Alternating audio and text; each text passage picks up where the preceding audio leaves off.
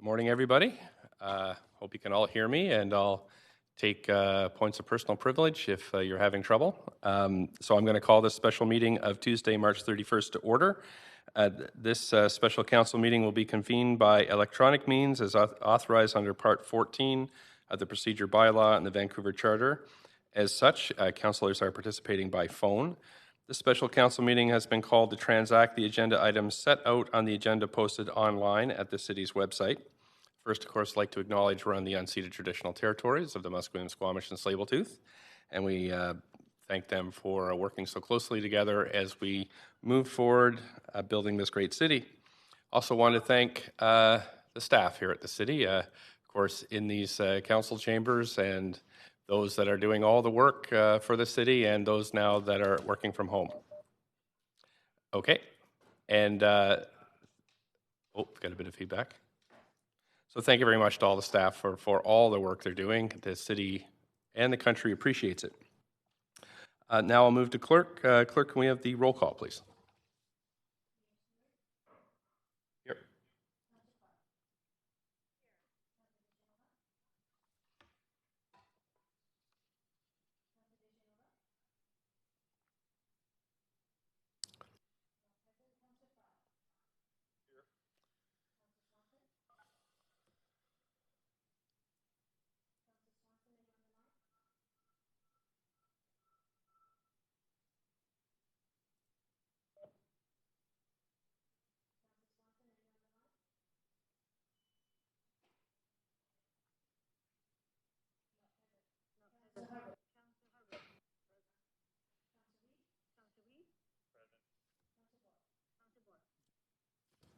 Councillor Swanson's put herself in the list, so to speak.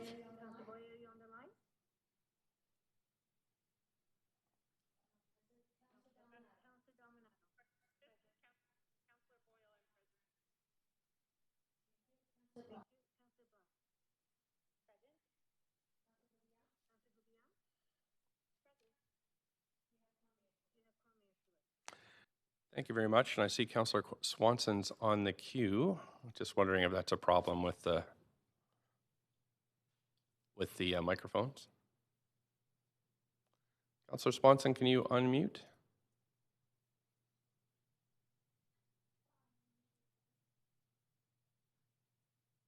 Councillor Swanson, can you say something?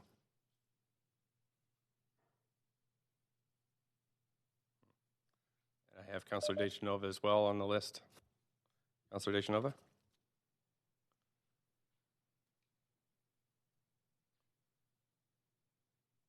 So, Council, we have a screen here that shows people that are logged in to the meeting and who's on mute and who isn't on mute. And so I believe Councillor Swanson, it shows that you're logged into the meeting, but we can't hear you.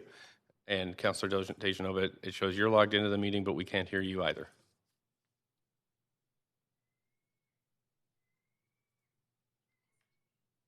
You can always message Rosemary if you're having trouble.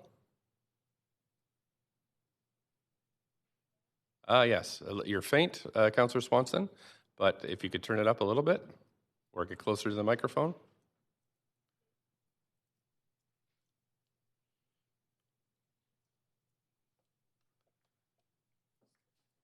Okay. Is that better? Yep, it can be even louder if you can try. How's that? We can barely hear you, but I'm not sure. Are you using a telephone or your computer? Your computer. So if you can put your face a little closer to the microphone on the computer. Is that the thing that's hanging out from the earphones? I'm not sure. Okay. So a member of the clerk staff is going to call you and just try to get your voice a little louder. Still can't hear from Councillor Deschanova.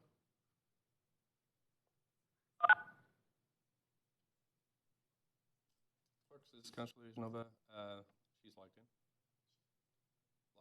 Some trouble with your audio, Councillor Deschanova. Maybe you're on mute. I have Councillor Boyle on the queue. Go ahead, Councillor Boyle. Thanks. Mayor, to you or through you to the city manager, I'm just hoping for a little information on why report number 9 on the climate emergency was withdrawn and when we might expect to see it back on the agenda. Right, I'm not sure. I'll hold that in my head for a second and try to find an appropriate place for you to raise that. But at this Thanks. point, we're just dealing with the council agenda as forwarded. Thank you. Councillor Swanson? Point of privilege, sorry. Okay, I'm hearing everybody twice. right, you've got an So echo? what am I doing wrong? A clerk will be in contact with you to help clear that up. Councillor Hardwick?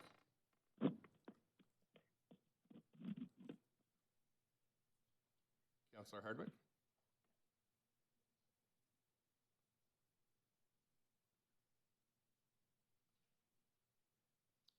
Councillor Hardwick, I have you on the queue. Maybe you could unmute. There we go. Yeah, I've been trying to unmute. Sorry about that. No problem. I realize that this the agenda is just to accept that we are going into a special council meeting versus a regular council meeting. But I have something that I put forward through the line, the item of referral report. Oh yes, no, we've seen that. I don't know whether this is the time to do that or No, that it's would not. come late. It's not quite Okay, time. I'm sorry. We'll get to you. I will but wait till I'm. Thank you very much. I'll just go back on mute. Thank you. Councillor Dejanova, got you on the queue.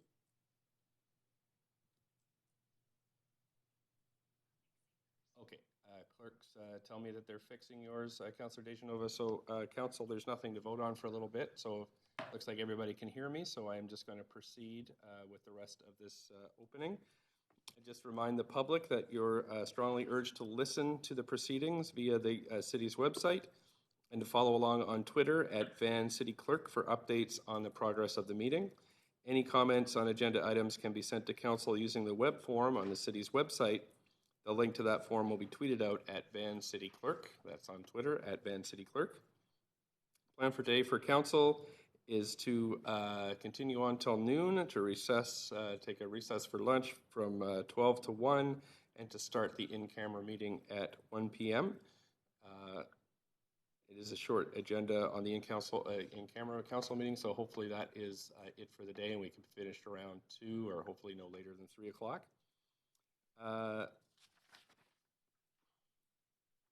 Just 1 second, please.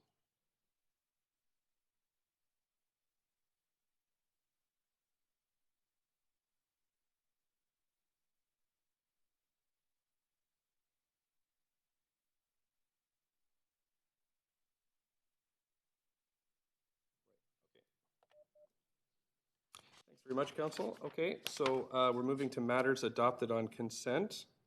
Council will now consider matters adopted on consent. We have 1 communication memo, 8 reports, agenda items 4 to 8 and 10 to 12 as item 9 was withdrawn.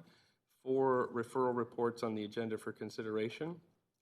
And we'll hold item 5 from the consent agenda as we have speakers registered for this item.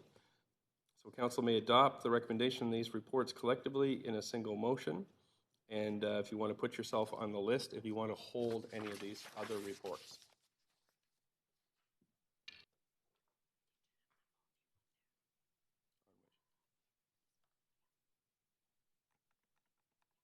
Hi, Councillor Kirby, I put myself on the queue. I've got you there. Okay, Councillor Kirby.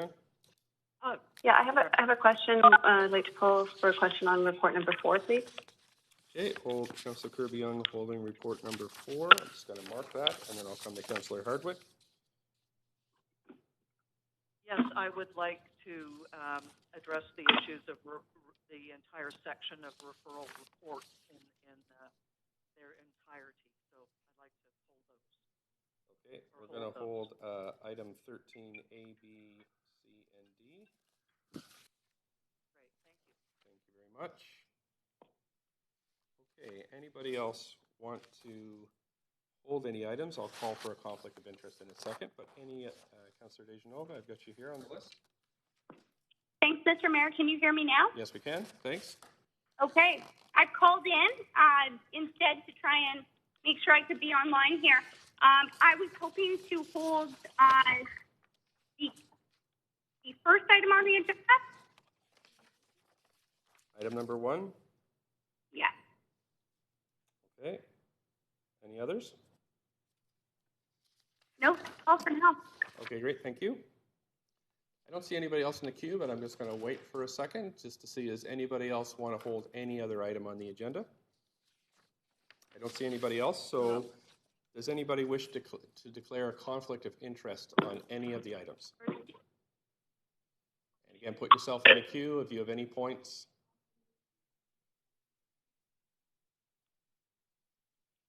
Okay, I don't see anybody wishing to declare a conflict of interest.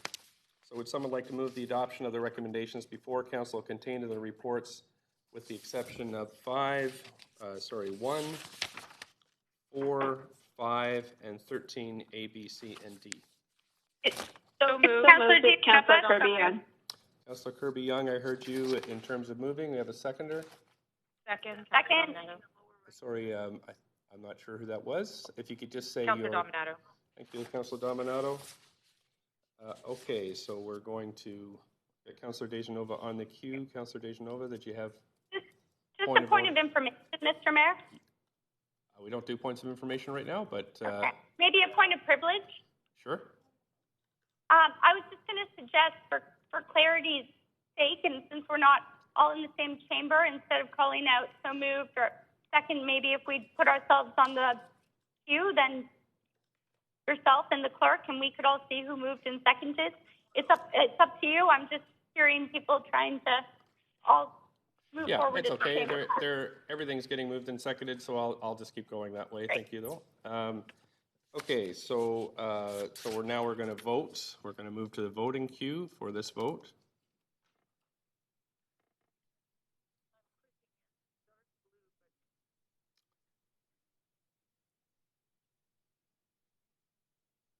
Okay, so the vote's been called. I'll just have you vote, Council.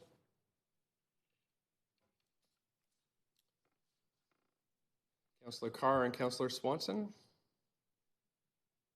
If you need a vote assist, please put yourself on the queue and I can call your name. I'm sorry. I'm just having trouble. It's Councillor Carr here, Mayor, and I'm just having problems with not having a screen, so I'm on another line with staff regarding that. What was the question? We are calling for a positive or negative vote on the consent agenda. Yes, I'm in favor. Okay, thank you. Councillor Swanson, I still don't have a vote from you. Would you like a vote assist?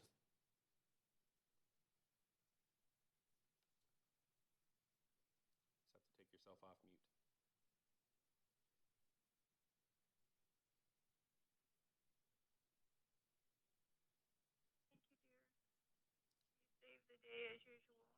Okay, Councillor Swanson, you're live here. Would you like a vote assist with the consent agenda?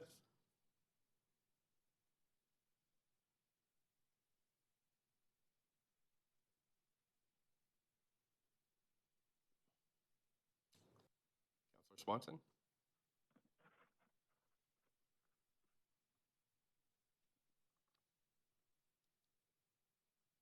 Okay, clerks, we have enough votes to pass it, so we'll just mark Councillor Swanson as absent.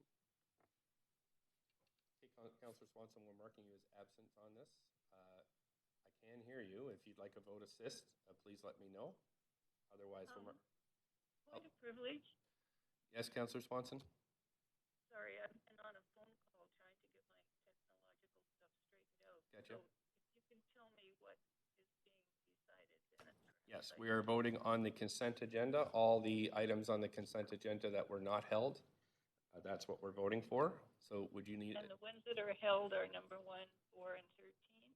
Yeah, 1, 4, 5, and 13. Okay. Okay, that's a yes? Great, thank you very much. So that's recorded and that's unanimous. Thank you, Council, for being patient as we move through this.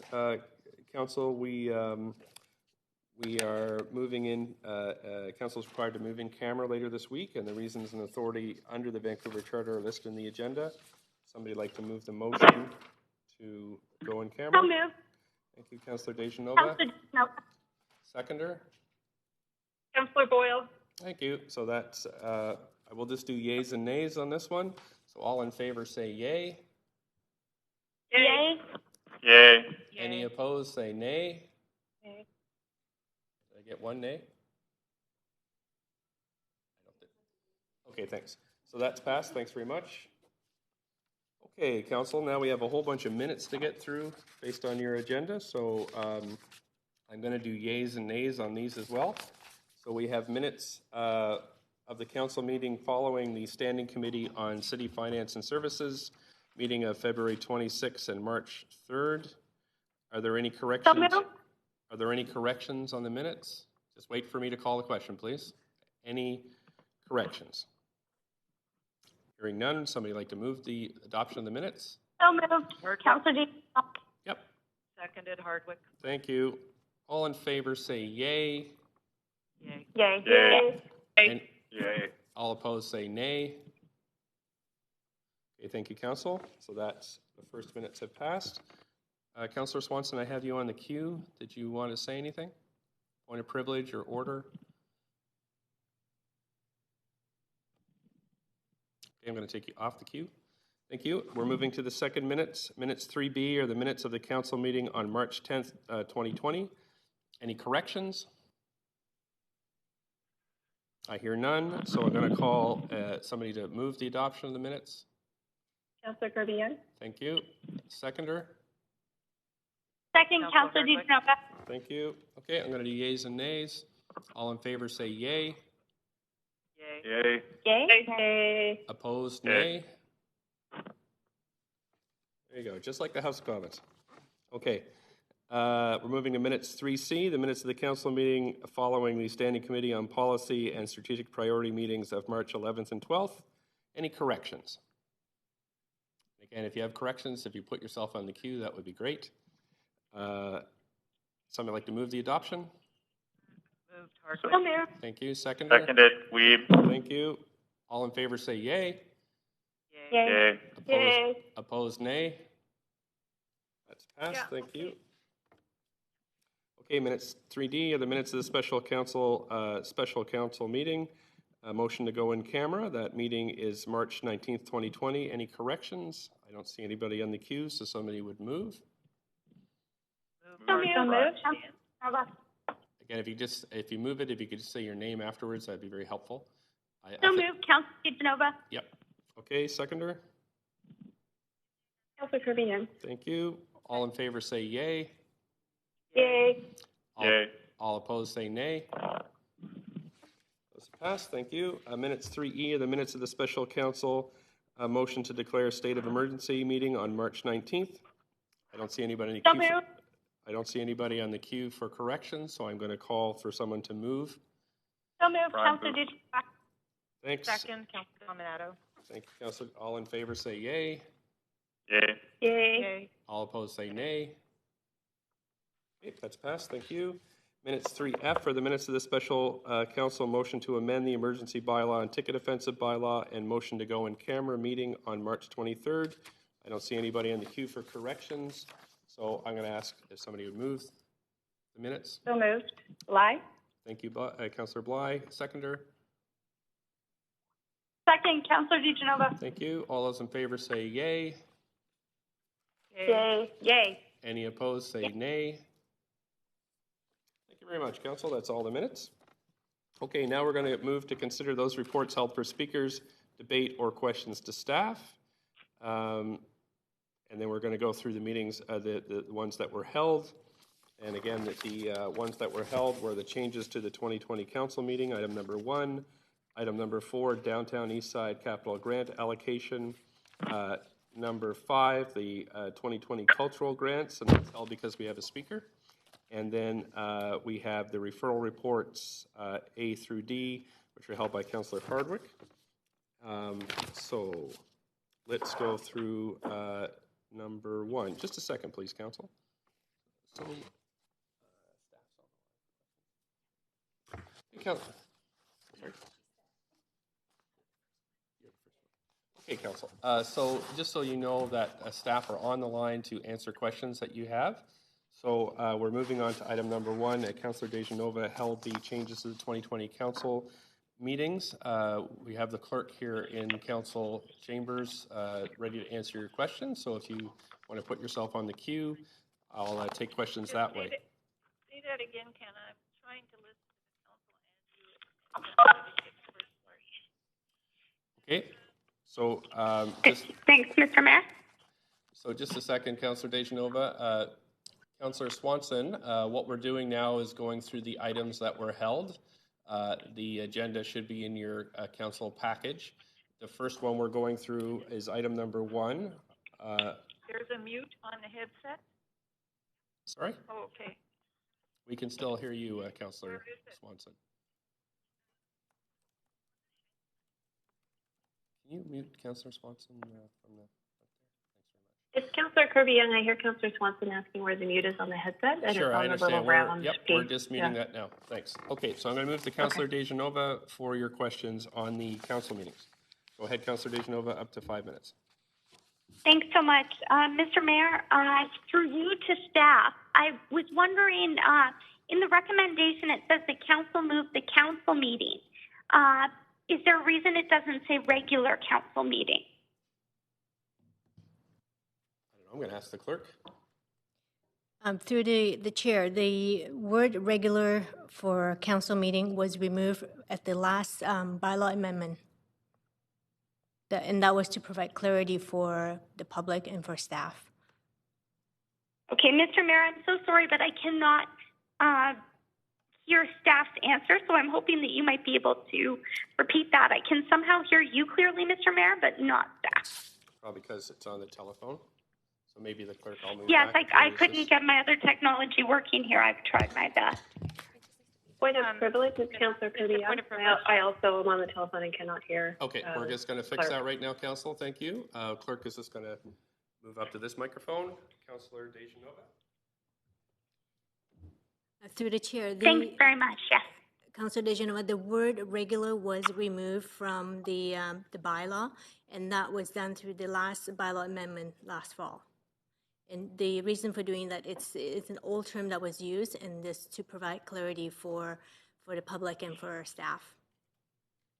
Okay, thank you. And another question that I had is on the city website, the rest of the meetings, the current outline is how the meetings will follow, and that's for council meetings, which used to be regular council. Is there any way, is staff planning to work with communications to put a footnote or a notice to the public on our website so that if they were confused considering the different types of council meetings we've had lately, that they would have access to that information? Yes, we can certainly put that information on the website. Okay, thanks. And then another question that I had just quickly would be, I understand that we have to provide a physical place for the public to come to meetings. Is that correct? Yes, at this stage. So on the door of City Hall, there's a notice that says no public access at this time. So I'm just concerned. I know we only have one speaker today, but on council days, could there be another notice put up underneath that has directions for those who have signed up? Because I'm concerned that people may sign up and then come to the building and not believe there's access. Okay, thanks very much. Yep, the notices will be placed, and actually the one speaker who signed up to speak today is actually here in council chambers, properly distanced, and we've taken all the precautions to make that work. So, so far, so good. Okay, thanks so much. Thank you. I'm happy to move the report. Actually, I have a question from Councillor Kirby-Yung. Councillor Kirby-Yung, go My ahead. apologies. That's all right. Thank you, Mr. Mayor. My question, since it's been raised and it was brought up, just does relate to public participation and our response in terms of physical distancing as the city. And I just wonder if staff can clarify that with the provincial guidelines, a place may be a virtual place, and we may have an option in future. Is that correct for the public to participate virtually? I just don't want to, I want to clarify and ask the question so as not to send the wrong signal that we're encouraging physical attendance of the public, but that we're providing an ability virtually to watch the meetings, and we may have an opportunity in future. Is that correct? for the public to participate virtually without having to come to City Hall? Right, I do. Sorry, Councillor Dejanova, if you can mute your mic. Thank you. Just in terms of the evolving nature of our council meetings, they're evolving in two ways. One is at City Hall as we're adapting to the current circumstances using the latest technology.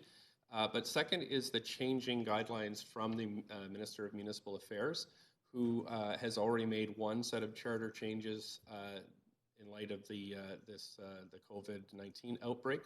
But we are in constant discussions with the ministry to feedback in terms of how our meetings are going. So we are exploring the possibilities of virtual everything, including public hearings, I would understand. So you can rest assured that is something we're working on. And as today, I think today is a little better than it was the other day. It was better than the first day. So it's just a trial and error. So thanks a lot to the clerks for their work. Anything else, Councillor Carrillo? Thank you.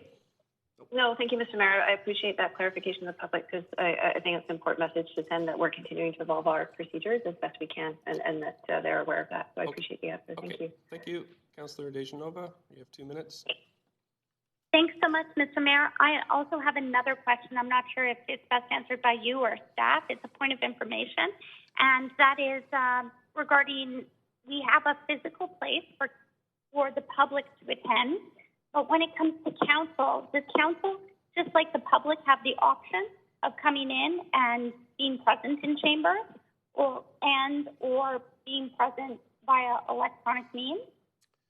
Right. Well, at this point, because of the physical distancing, your chairs are not 6 feet apart from one another. So at this point, I would recommend, we're recommending this virtual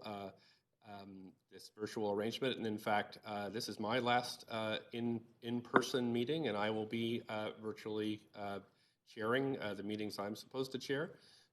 So in council chambers, it is with us, with the skeleton crew here, we're able to maintain our physical distancing. And while legally staff, council would be entitled to attend the chambers under the health bylaw, we have to enforce the minimum distancing, so that would be very difficult. So, for example, there are no planning staff here. Mr. Mayor, I had one more question. My apologies. Yeah. I was wondering, actually, I'll try and fit both my questions in. One of them is, would it be possible to set up tables if we needed to around the back and ensure that there be 6 feet or meters of distancing as per social distancing guidelines, if necessary? And my second question would be for emergency preparedness, and in the case of an earthquake or when chambers couldn't be accessed, would the clerks also be able to access remotely?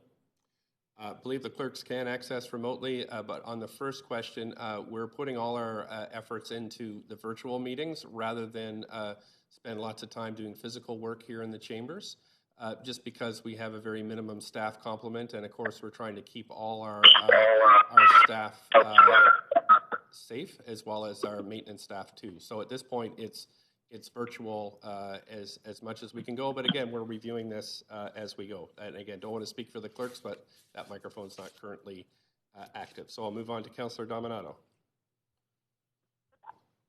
Thanks, Mr. Mayor. And I just have one question. It's just in follow-up to some of the questions that have been raised already. There's obviously, we've received quite a bit of correspondence around the public's general concern of proceeding with public hearings without some means to be participating, obviously, in that engagement. You touched on that a little bit, but I just wondered if the city manager would like to expand on that at this time, or wait until we're dealing with referral items further down the agenda. But I just think it would be helpful if we could clarify a little bit more, because I think there's a bit of a fear that things are going to be rammed through and there'll be no public engagement. And so it'd be helpful if there's a little bit more clarification about the thinking going forward.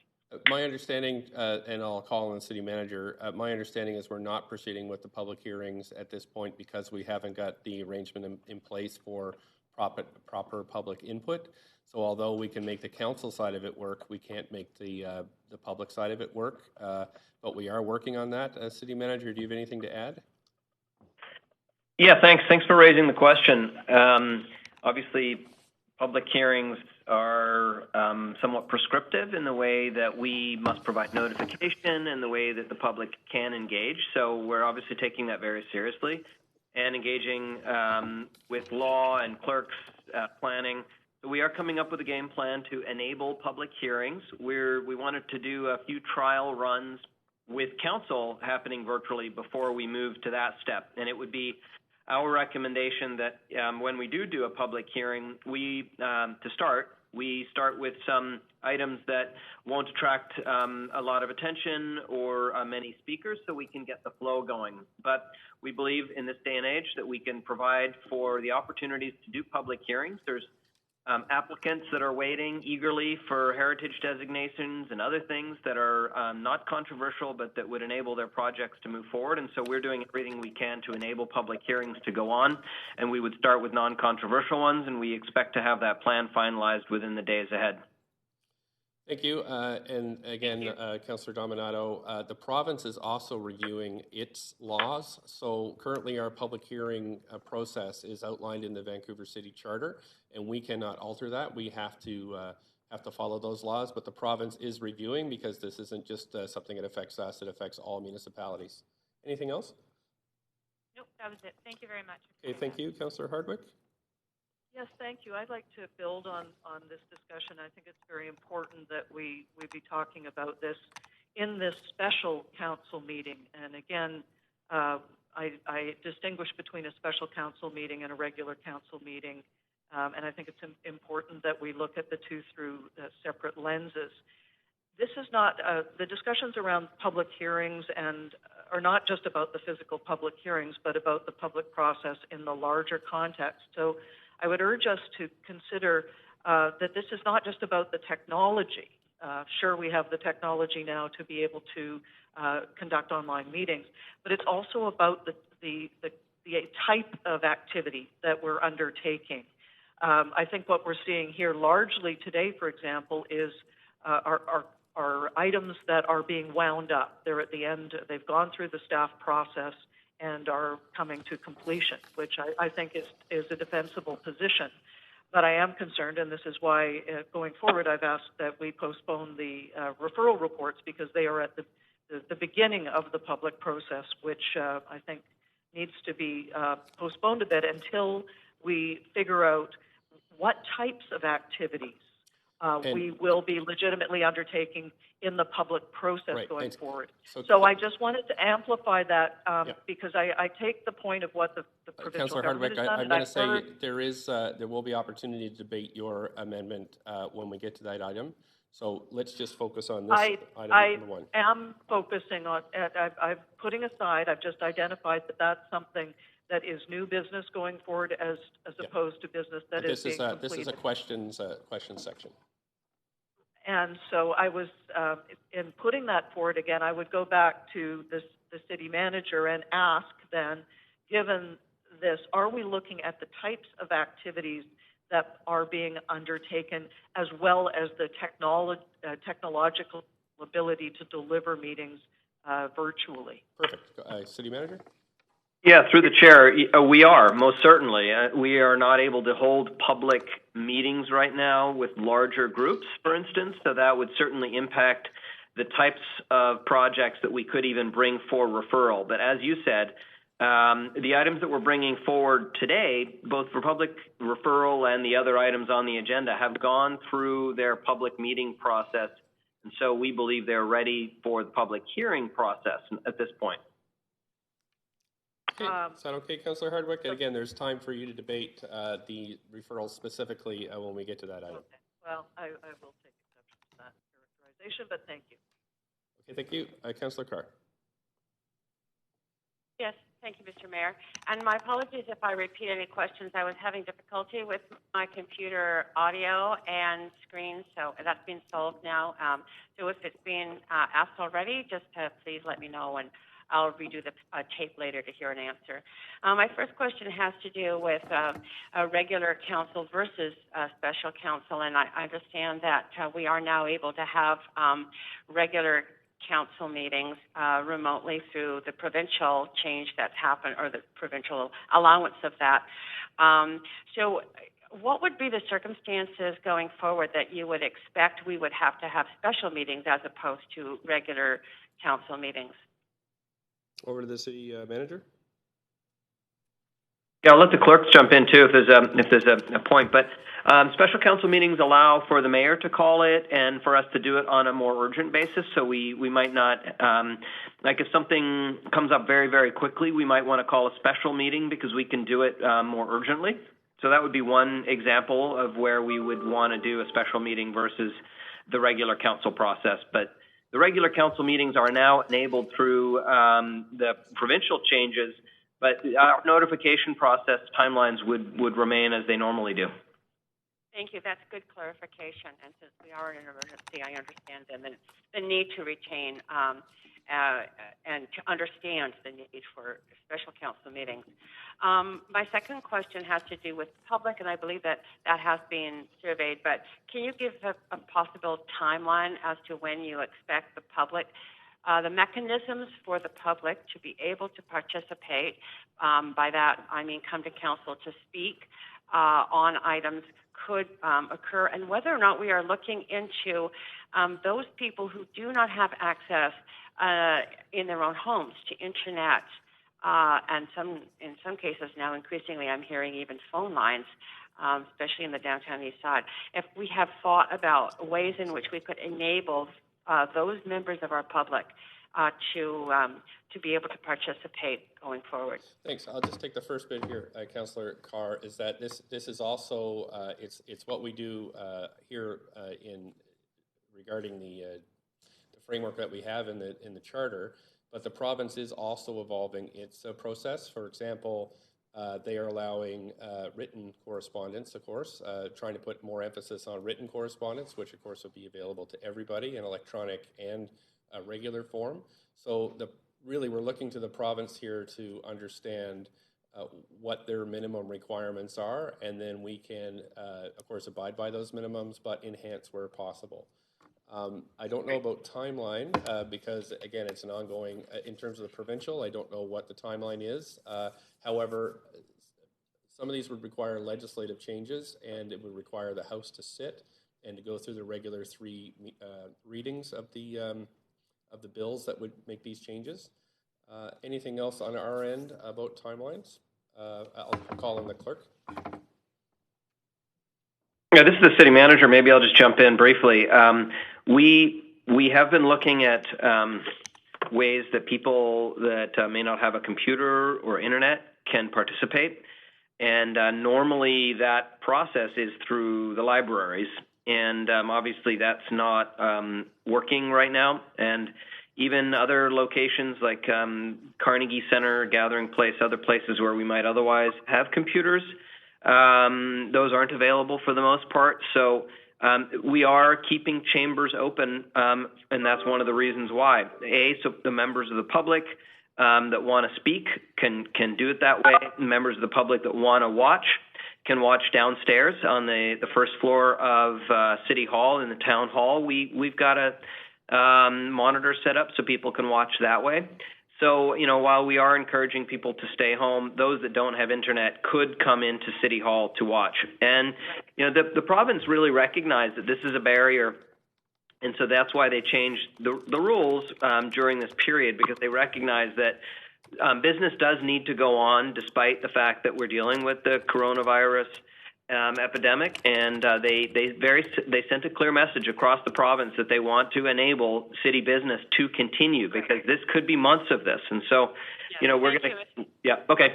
I just have one. Thank you. I appreciate that. One last question. How are we ensuring the safety of those public that attend, our staff who are in chambers, and media who I understand, can't see them right now, but whether they're in chambers or not? No media here today. We have our security folks are making sure that all guidelines are being covered, and we have explicit instructions, including a cleaning regime for staff here in council chambers. So, and again, we do check in with each other frequently to make sure they're all feeling comfortable, and so far so good.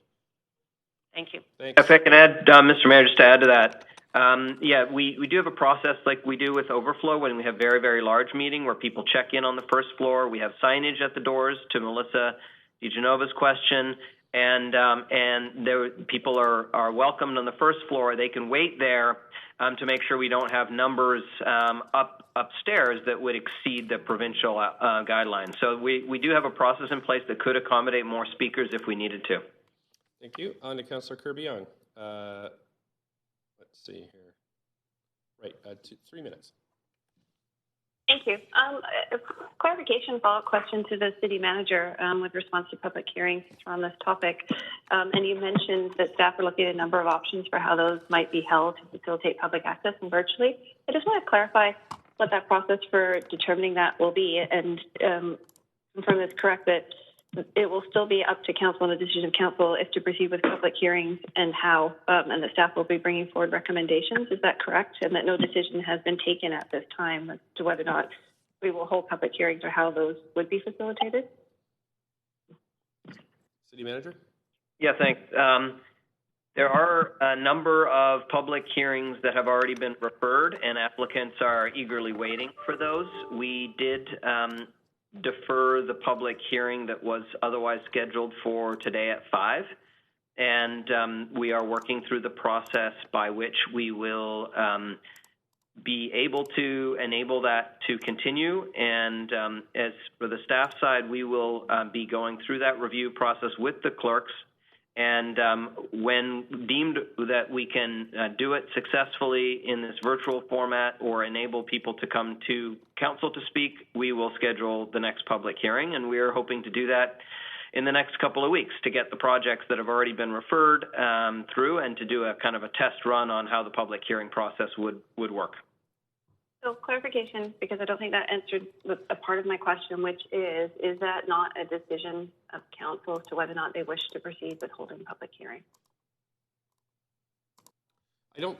From my view, it's a statutory requirement under the charter that we do this. However, it is council's decision of whether they hear or don't hear individual reports as they come forward from staff. So that's why we do the referrals.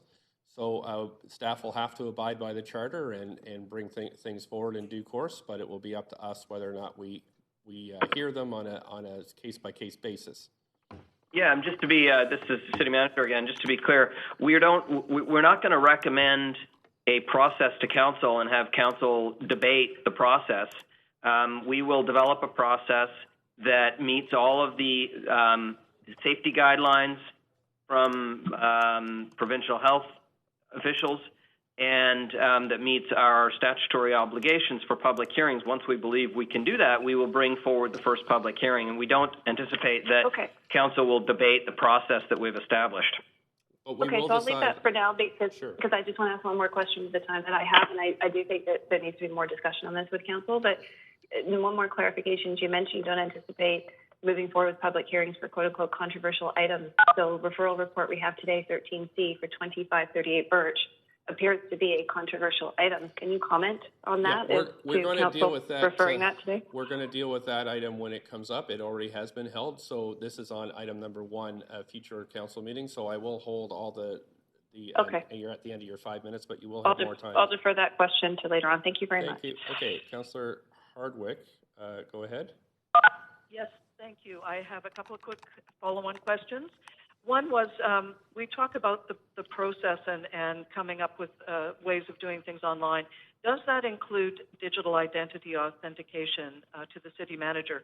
As you may know, both the federal government and the provincial government are members of the DIAC, which is the Digital Identity Authentication Council of Canada. And I'm concerned as we look at bringing more of these processes online that we are authenticating the people that are participating. Is this one of the dimensions that is being explored in determining the process? Well, I can tell you, Councillor Hardwick, it is for councillors. We check all you as you're coming in to phone into this meeting. But at this point, we're just trying to, Yeah, that's not my question, sir. The city manager, is digital identity authentication one of the dimensions that you're examining in your process review? Yeah, this is the city manager through the mayor. It's not something that we're doing. at this point. Just like if a speaker comes to council, we don't check their ID. If they send you a letter, we don't validate that the address on the letter is correct, or even that there is an address. So at this point, that's not something that we're planning to do. We're trying at this time to enable more people to participate, not less. And except for we live in a world of trolls and bots. And So again, this is a manipulation questions online, so section. Councillor Hardwick, it's questions. Okay, so the last question is about the media conferences, the press conferences. Are there any formal rules about that? If the media is invited, is council invited to the pressers? How's that being handled? This is through the mayor. We try to limit the number of people participating, and so we are live streaming it and making that content available to everybody. We have created a distancing at the press conferences, so we actually have marks with tape on the carpet to ensure that there's safe distancing between each media representative, and we've created an area for speakers so that they can stand with a distance between each other. And so we are very much limiting the number of people in that room, and at this point we are not inviting councillors or anyone else other than key members of the media to participate in the press conferences. Thanks. That's the end of 5, and I don't see anybody else on the queue, so we'll. I need somebody to move this report. Motion to receive from Fry. Thank you. A seconder? Fry? Councillor Boyle.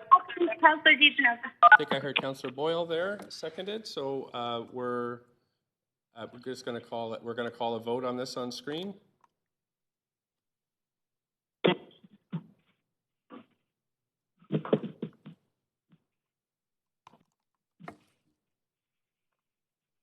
Councillor Weeb and Councillor Boyle. Councillor Weeb. Yeah, just switching over screens, sorry. Okay, can you vote assist, or are you okay to go?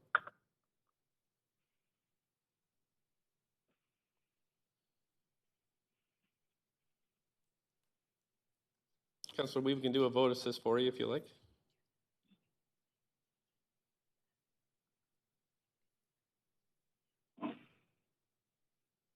One last call, Councillor Weeb. We're going to mark you as absent. Would you like a vote assist? Okay, we're going to move on. That's unanimously passed. Councillor Weeb, if you're having technical problems, please let the clerks know. Thank you. Can you hear me now? Yep. Would you like a vote? Well, vote assist then? Yeah, I'll vote in favor. Okay, thank you. It's unanimous. Thank you very much.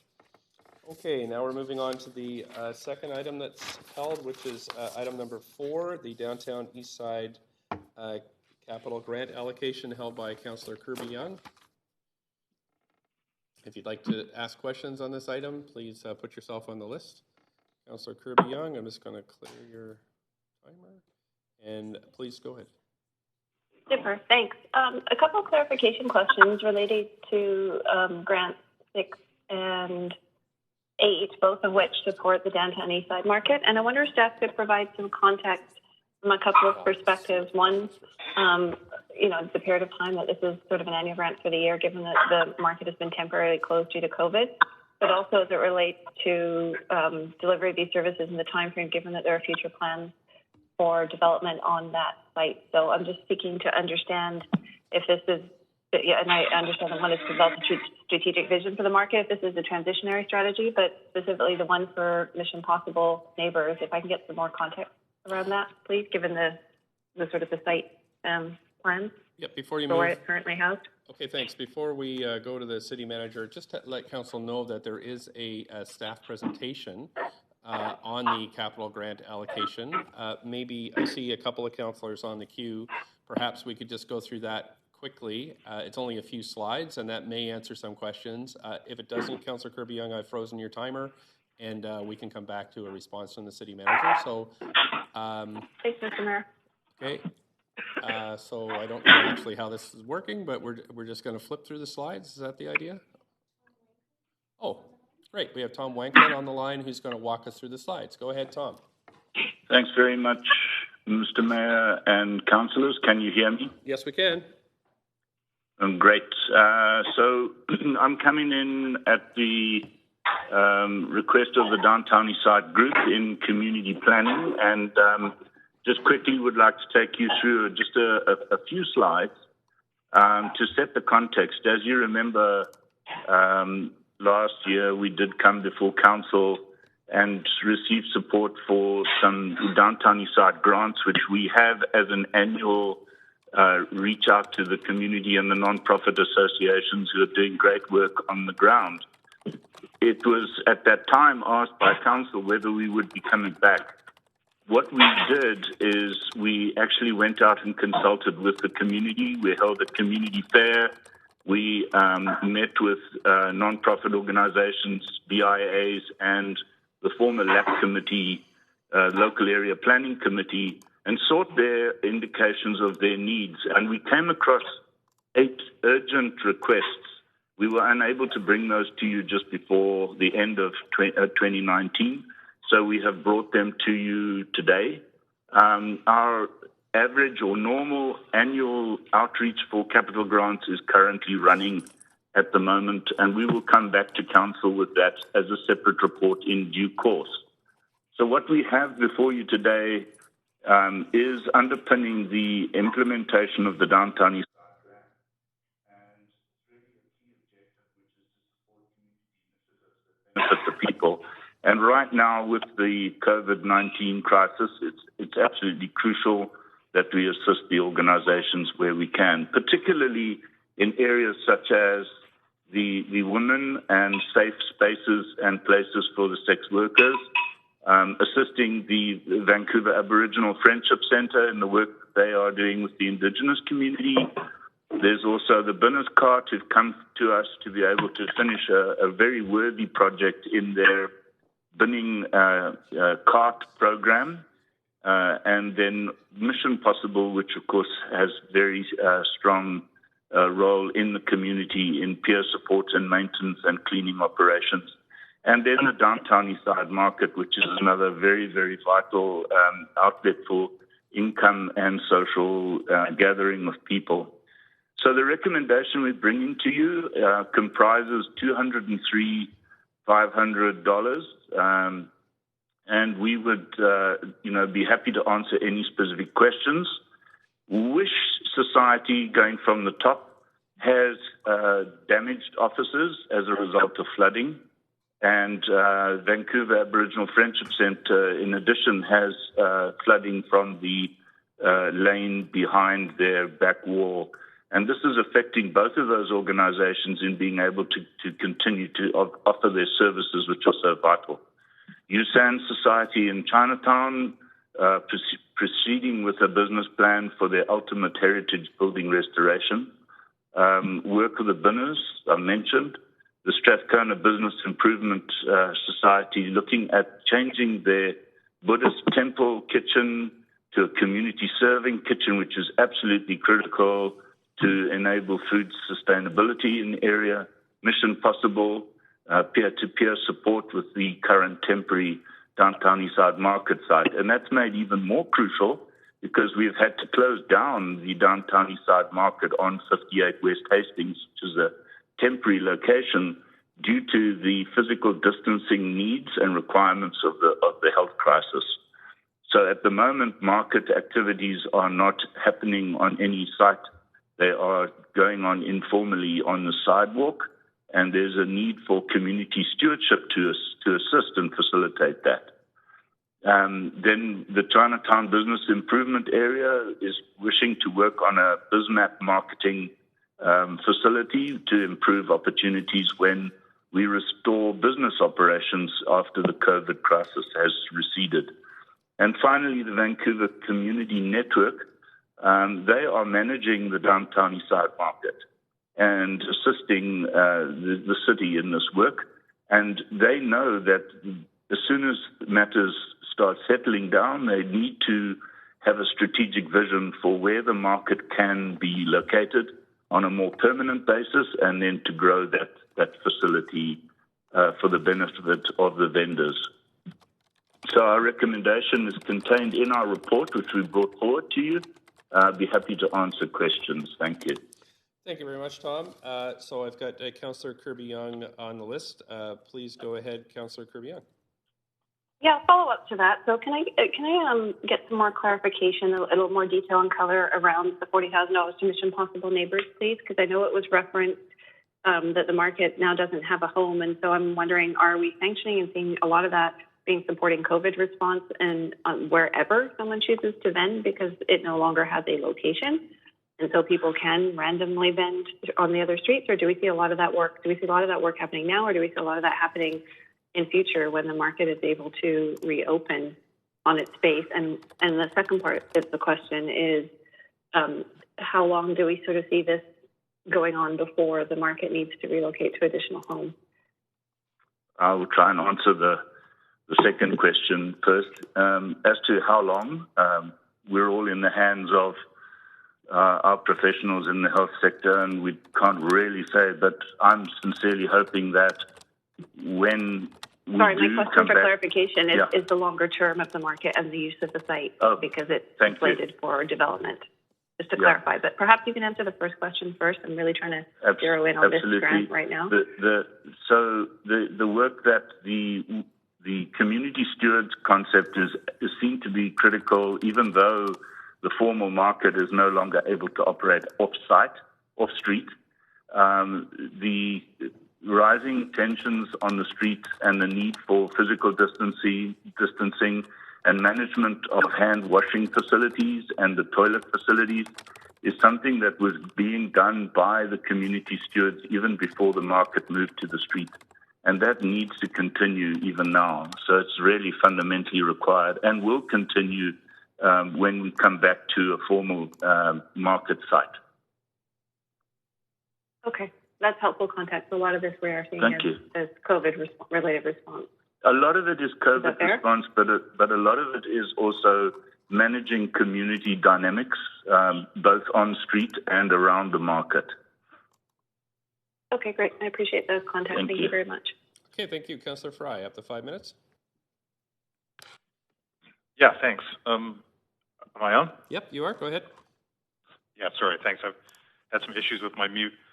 Thanks for the presentation, Mr. Wanklyn. I'm just curious. I mean, I note with some bitter irony on the last page of the presentation, the panoramic shot of the Sunrise Market, which we now know will be closing, I think, effective tomorrow. I'm wondering how any of these grants can be leveraged to enhance food security, as Sunrise is really one of the only full-service supermarkets in the immediate area, especially in the DEOD. Are there any plans or opportunities to leverage some of this funding to enhance food security, or is that a separate funding ask altogether that we'll be seeing shortly? Councillor, thank you for the question. Right now, as I mentioned, we are awaiting applications, the second tranche for 2020 for capital grants, and we are in conversations with the business improvement associations as we speak, asking them, what the area of assistance is needed in their BIAs, and food sustainability, of course, is very important. We see a lot of need in the community, in the BIAs as well, around security of premises to enable, when we come out of this, to enable business to operate, in a safe environment. So we have on the Downtown Eastside Task Force a food group who are also looking at options for trying to assist these businesses to continue to operate. Sunrise Market closing, as you correct, is a very critical outcome of this crisis, and I'm hoping they will come back in a couple of weeks' time and start operating. The Strathcona BIA stepped in to assist them. The VPD stepped in to assist them, but they explained that it was just too much for them at this time, and they would look to be able to come back into business as soon as possible. Councillor Fry?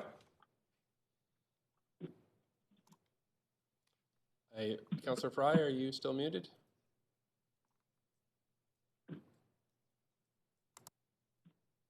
I'm just going to move on the list to Councillor Dominato. Councillor Fry, you can come back if you wish. Councillor Dominato? Thanks, Mr. Mayor. Thanks, Mr. Wanklyn, for the presentation. I just wanted to clarify how we determine that these are capital grants. And I'm drawing on my experience of dealing with capital infrastructure in the school sector when we were building schools, and we would fund things like what we call a feasibility study in advance of the actual bricks and mortar of building a school. And I look at things, I understand the Wish Society, they had expressed some great concerns about the flooding they've experienced recently, and those are absolutely very tangible capital repairs. And then, but I see some of them as mission possible. Would you consider that more human capital and things like the strategic vision is sort of feasibility work that with respect, I'm just trying to get that clarity. I hope my question's clear, just about how we're defining capital in this context. Absolutely. The Downtown Eastside Capital Fund started specifically for capital purposes in bricks and mortar and items that you can pick up and carry. But we added, with council's approval several years ago, we added a fourth category, which is strategic projects, which can lead to building and physical outcomes later. So feasibility studies, for example, business plans have, we realized, become a vital part of ultimately reaching an outcome being capital directed. So we've been working with council, having the four areas of intervention. One is improving community assets, community economic development projects, neighborhood improvements, and strategic projects. So Wish, for example, is very typically a capital project, no question. The USUN Society business plan leads to the restoration of that building outcome, which would be a capital investment ultimately. Great. No, thank you for just explaining that a bit further, and it's helpful context, I think. And appreciate you bringing it forward. Thank you. Thank you. Councillor Dejanova, up to 5 minutes. Thanks, Mr. Mayor. I do have a couple of questions. One of the questions that I have specifically through the staff, through you, Mr. Mayor, is when I look at number 6, it specifically, and I know that this was addressed in an earlier question, but it talks about operating funding, or funding that nonprofits would consider to be operations money, provide employment and skills development to local residents with barriers to employment, support peer-to-peer connections, crowd management, de-escalation of conflict, and increase awareness of available support services. So I was hoping that staff could maybe perhaps provide some more information as to why this doesn't say grants or capital and operating funding. I think, Council, it's a very good question, and it's becoming obvious to us that we need to actually rename this fund as we're shifting out of more capital applications 4 years ago towards now a combination of operational capital. And so I take that advice. We will certainly come back to you with some recommendations there. But in order to be able to achieve a capital outcome, we find that a critical area, for example, is in skills development around people being able to achieve their needs, like running a market. And if they can have a safe environment within which to do that, they can then achieve a community economic development. But that in itself. Thanks so much. Yeah. Thank you.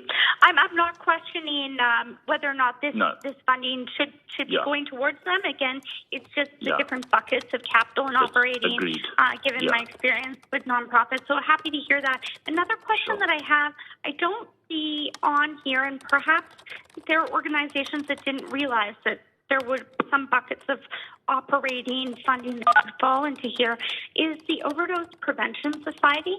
I understand that they actually, due to COVID-19 and that situation, are working with a number of different groups, including Vancouver Coastal Health, BC Housing, our excellent staff team, and that they've received somewhat of an extension or timeline due to the current situation.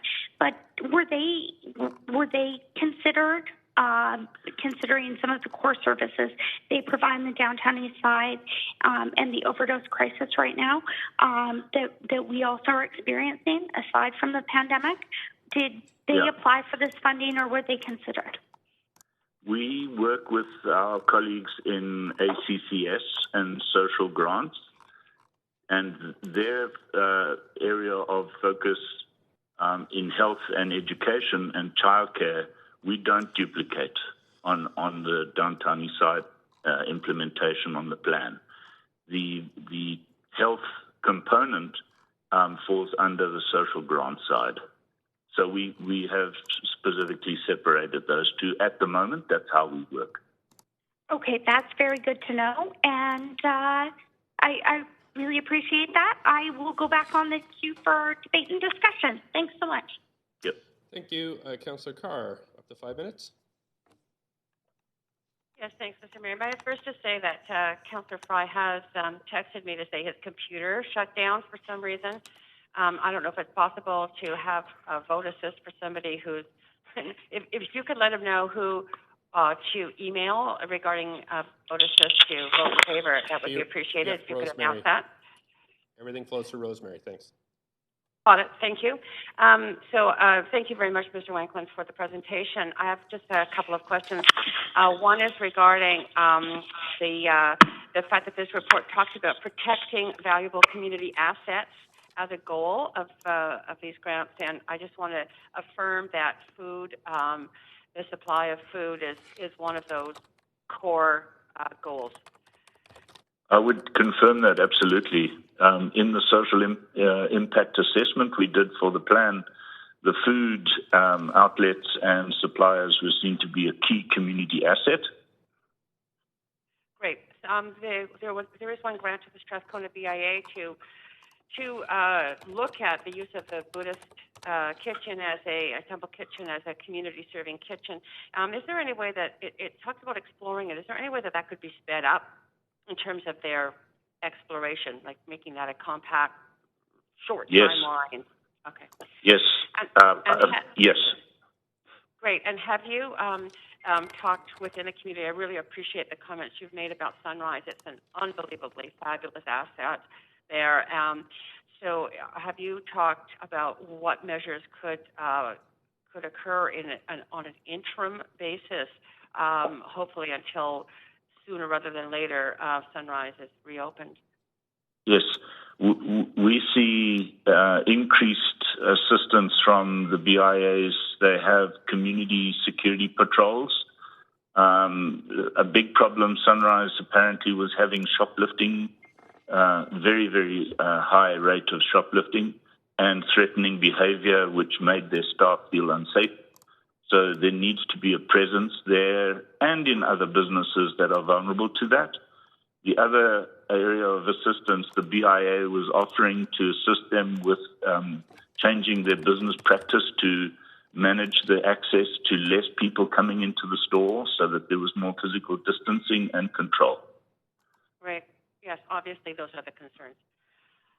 Yes, thank you so much, Mr. Wanklyn. Thank you. Mr. Mayor, I note that Councillor DiGenova had said she was intending to get back on the queue for debate and decisions. I am prepared to move the recommendations in this report, if it would be helpful. Right. Okay, thank you very much. So we have a mover. I guess I'll second it, Mayor Stewart. Perhaps I should have said that was my intention, but thanks, Councillor Carr. Thank you. Happy to second that. So we'll call a vote on this one, Council. Can we not have debate and discussion, Mr. Mayor? Sure we can. Put yourself on the list. Councillor DiGenova, up to 5 minutes. Thanks so much. I just really wanted to thank staff and thank the organizations that I know that although there are some amounts here that range from a few $1,000s to $40,000, that each and every one of these organizations really stretches those dollars and makes them go farther. That being said, I really do appreciate the clarification from staff on operating and capital and how we're seeing some overlap there, just as we do when we look within our capital budget at operations for new facilities and facility management. I appreciate that, but I certainly look forward to that appearing in the future, either renaming this or making sure that the criteria for those applying make sure that the process is more transparent or as transparent as possible, so that those who perhaps felt that they did have something that was a little bit outside of the capital realm but still met the criteria and qualifications could apply. That being said, also wanted to thank not only our staff team, but to each and every person who is a part of the staff teams with these nonprofit organizations and these organizations in the downtown east side.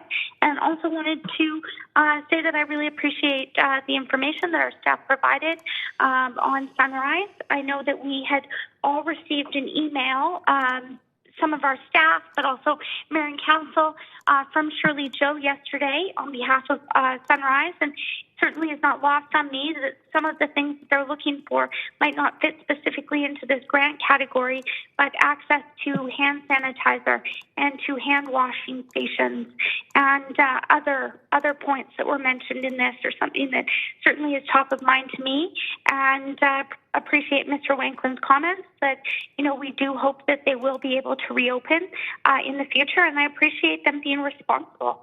And because they couldn't ensure social distancing and making sure that people were safe, that they did. They heard the City of Vancouver's call and Mayor and Council loud and clear and have become leaders in the community in setting an example for social distancing, among other things that they already lead in the downtown east side. So really just wanted to say thank you to staff, thanks to all of these organizations. I know that they will stretch these dollars very far, and appreciate all of the work that's been done here. I will be supporting this. Thank you very much. Councillor Swanson, up to 5 minutes, please. Yeah, I just wanted to say that I'm really glad the city can help fund these groups. I think it will help keep them afloat. They really deserve the money. Most of them have really, really dedicated staff, and I think they're out there doing the most they possibly can in this crisis. Thank you. Councillor Fry, see you back on the queue. Up to 5 minutes. Yeah, thanks. And I certainly won't take 5 minutes. I know we got a lot of agenda today. I just want to, thank staff for the work on this. And I do want to just reflect on some of the situation around Sunrise and the fact that this has sort of been unfolding over a couple of weeks. And I think what I see out of that conversations I've been having with the Joe family over the course of the last week is that we need to be a lot more nimble and rapid in our response. And I'm extremely grateful for Sunrise and the Joe family's dedication to the community and their realization that they couldn't keep the store open and safe with safety for not just their own employees, but for the residents and the city at large as a potential vector for COVID transmission. But it does highlight to me the critical underservice of grocery stores, local serving grocery stores in the neighborhood. We've seen all of Chinatown lose its greengrocers and produce stores.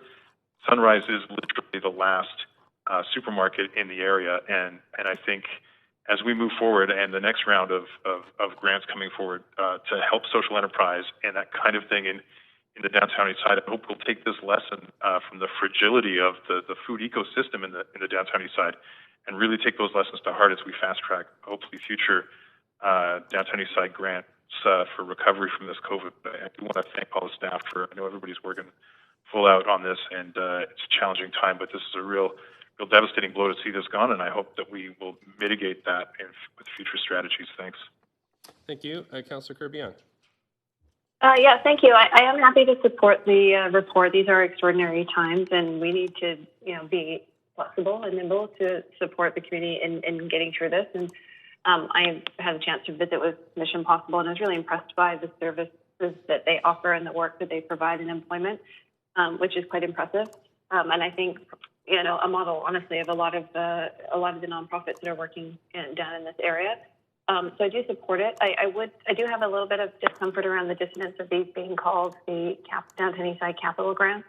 And when you read through the list, repairing the Wish Society facilities very clearly, is congruent with it being termed as a capital fund, as is completing a business plan for the Heritage Building for the Ushan Society, and sort of maintaining, the magic and the importance of the heritage in that area. And the Mission Impossible one does stand out and seem to be a bit of an anomaly. So just concerned from sort of the perspective of trying to provide some better clarity around that in the future for a number of organizations, so that it's not confused with our social service grants, of which I believe Mission Impossible is also a recipient. And so I'm just trying to keep some sort of clarity and for the public from that perspective. But at this time, given that we are in pandemic and emergency response, we need to ensure that funds are flowing into vulnerable communities. The Downtown Eastside is our most vulnerable, and so I do support the grants, and I appreciate staff bringing this forward. Thank you. Thanks, and that's it, Council, for comments on this. So I'll call a vote on this package of grants for the Downtown Eastside.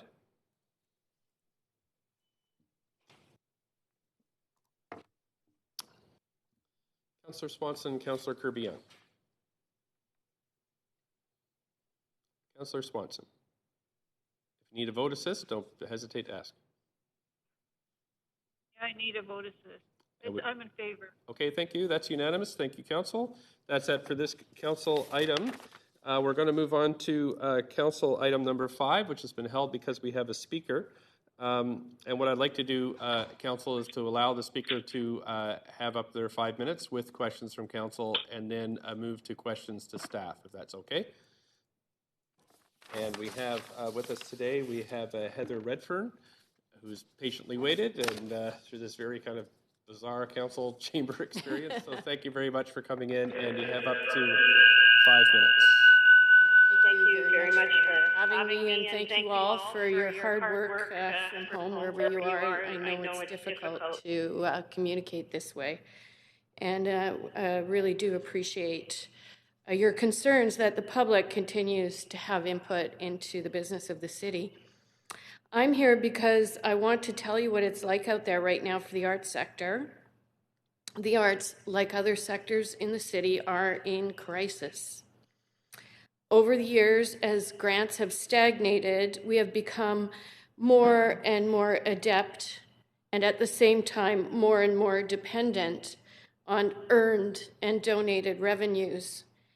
And for organizations like the Cultch, earned and donated revenues make up 80% of our overall revenues, and at this time of year, they make up 100% of our revenues, because by the end of our season, the grants are long gone. Ms. Redfern, I'm just going to stop you there for a second. I have a couple of councillors on the queue, and I'm just wondering if they're having trouble hearing you. You bet.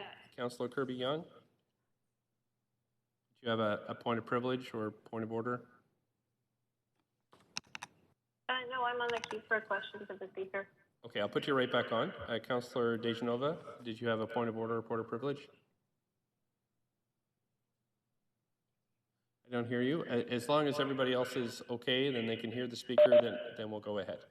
Thank you. And I'll put you back on, Councillor Kirby-Yung. Sorry, Speaker, please go ahead. Thank you. As I was saying, organizations like the Cultch, overall, 80% of our revenues are earned and donated revenues. And at this time of year, the grants are long gone, and we rely 100% on donations and earned revenues for our ability to maintain our operations. In one day, on March 15th, we lost 100% of our earned revenues and a significant amount of our fundraising revenues. For the Cultch, this amounts to about $500,000 to the end of May, which is our year end. And our situation is true for many organizations, arts organizations in the city. And then there are the artists. We are currently facing 90% unemployment in the arts sector in this city. For some, the federal wage subsidy will delay and perhaps in the long term help to mitigate that reality. For most artists, though, already living in precarious financial circumstances, that subsidy will not be an option. Artists and arts organizations are depending on you to pass these grant recommendations and to help us survive this crisis. By doing so, you'll be affirming that the creation of and access to the arts are a fundamental part of our civil society and the right of every citizen.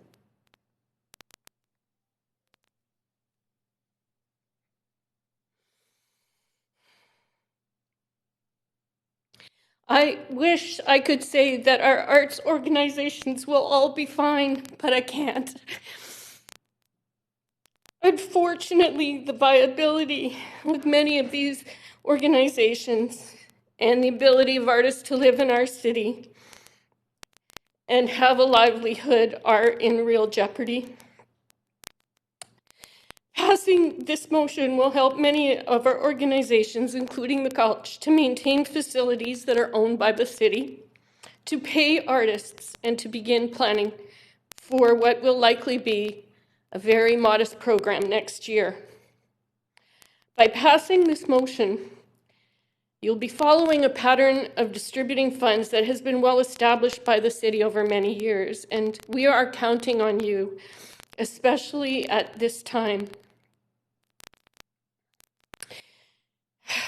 We need these funds so that we have cash flow in order to survive in the short term. We need these funds so that artists can create their projects. So there are artworks, plays, music, dance, festivals, fringes, bards, and circuses to populate our stages and galleries. When all of this is over and we all get to come together again.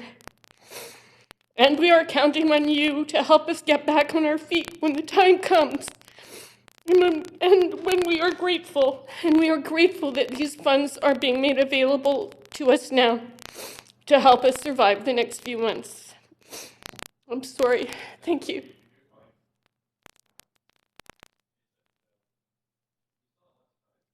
I'm fine. Thank you, and I'm done. Thank you. I'm great. We have Councillor Kirby Young on for up to 5 minutes. 3 minutes for questions. Go ahead. Sector. Thank you for that. I wonder if you can comment.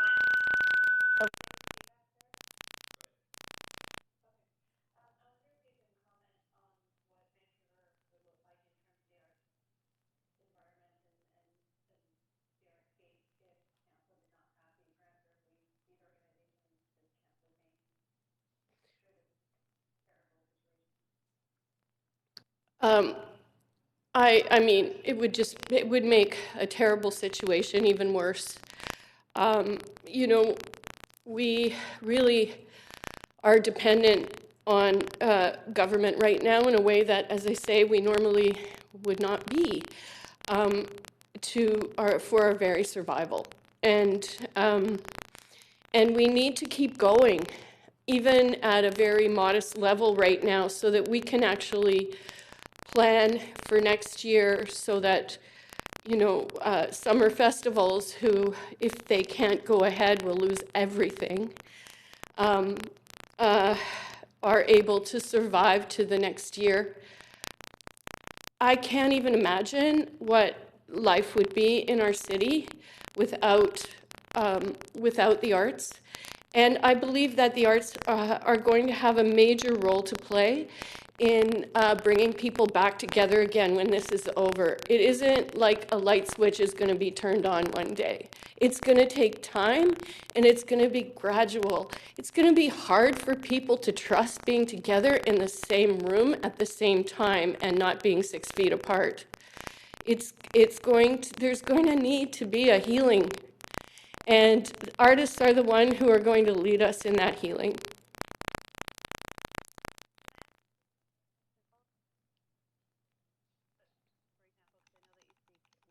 Hats today. What pros passing these grants enable us?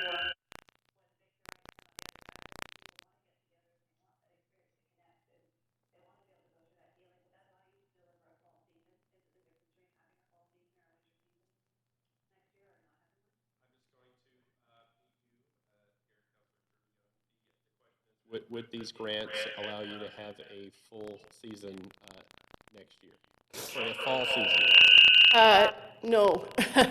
What's going to happen is that these funds are allocated, obviously, for next season, but the reality is that ourselves and other organizations are going to need these funds to help us with cash flow just to get through the next few months. And that's the reality. We don't like to spend next year's money in this year, but we really don't have a lot of choice. It's simple things, as I say, like we run city-owned facilities.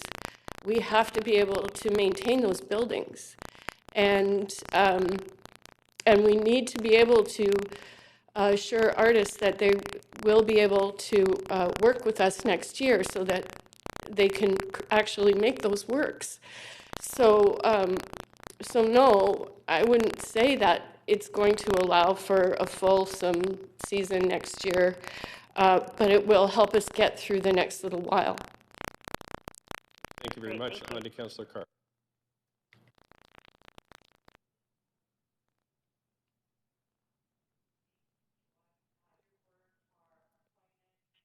And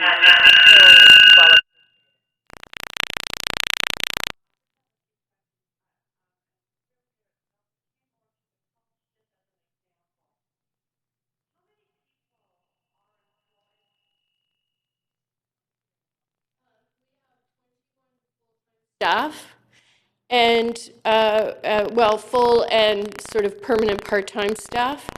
And then we employ between 50 and 60 casual workers throughout the season, doing jobs like the box office, the front of house, and the bar. And many of those employees are also artists. So this is a part-time job that they have that helps support their work as artists.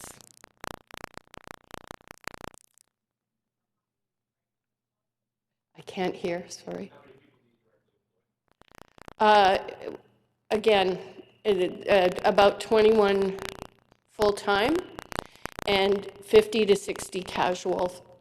And then, of course, that's there's also the artists and the arts creators that we pay fees to for our programming throughout the year. And that is anywhere from 20 to 25 groups a year.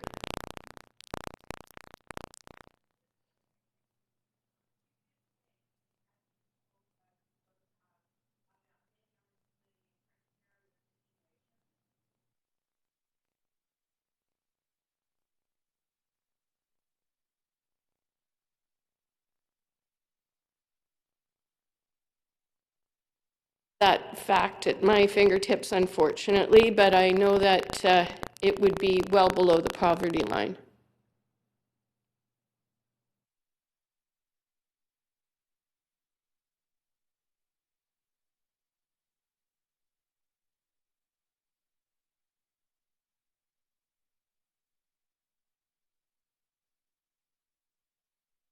I have a question from Councillor Wiebe.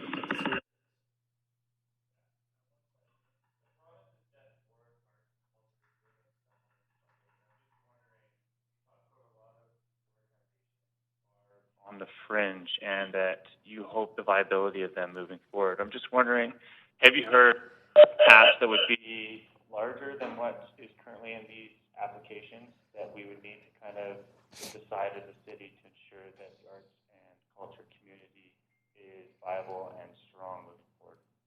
I think that the city is going to need to consider some kind of supplementary funding to help us get through this.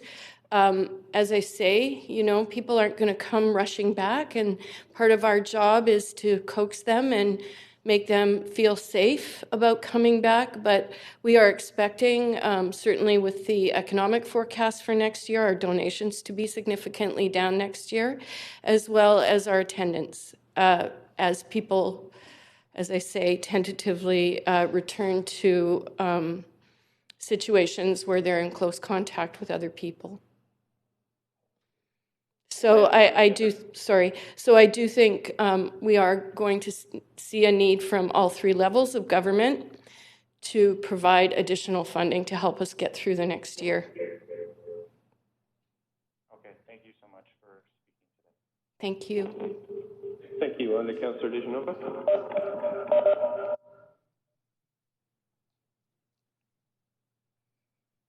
Councillor DeGenova.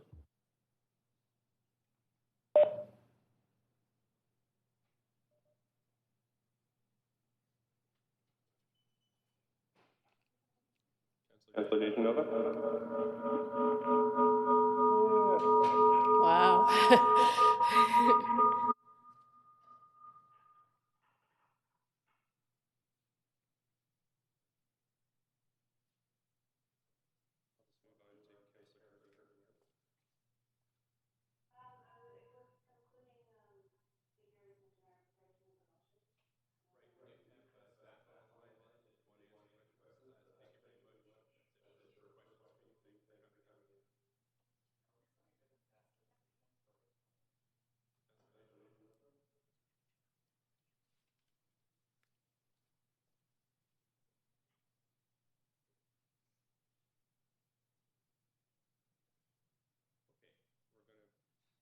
We're going to move back to staff. I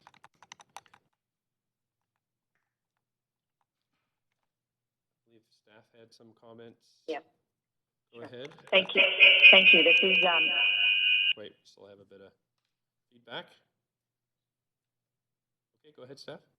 Okay. Thank you. This is Sandra Singh, General Manager, Arts, Culture, and Community Services, and I'm joined today by Bronislaw Penselman, our Managing Director of Cultural Services, and Cheryl Masters, our Senior Planner, who oversees our grants and support programs.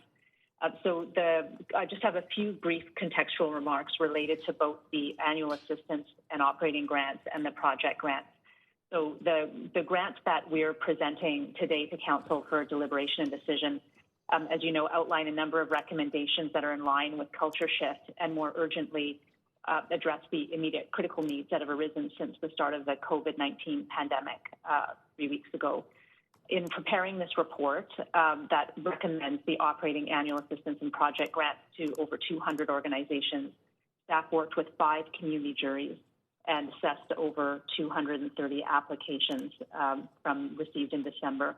But as noted, this report further recognizes recent input by the sector and community representatives arising from the COVID-19 crisis and seeks to incorporate revised recommendations for the immediate needs of the sector in light of this pandemic.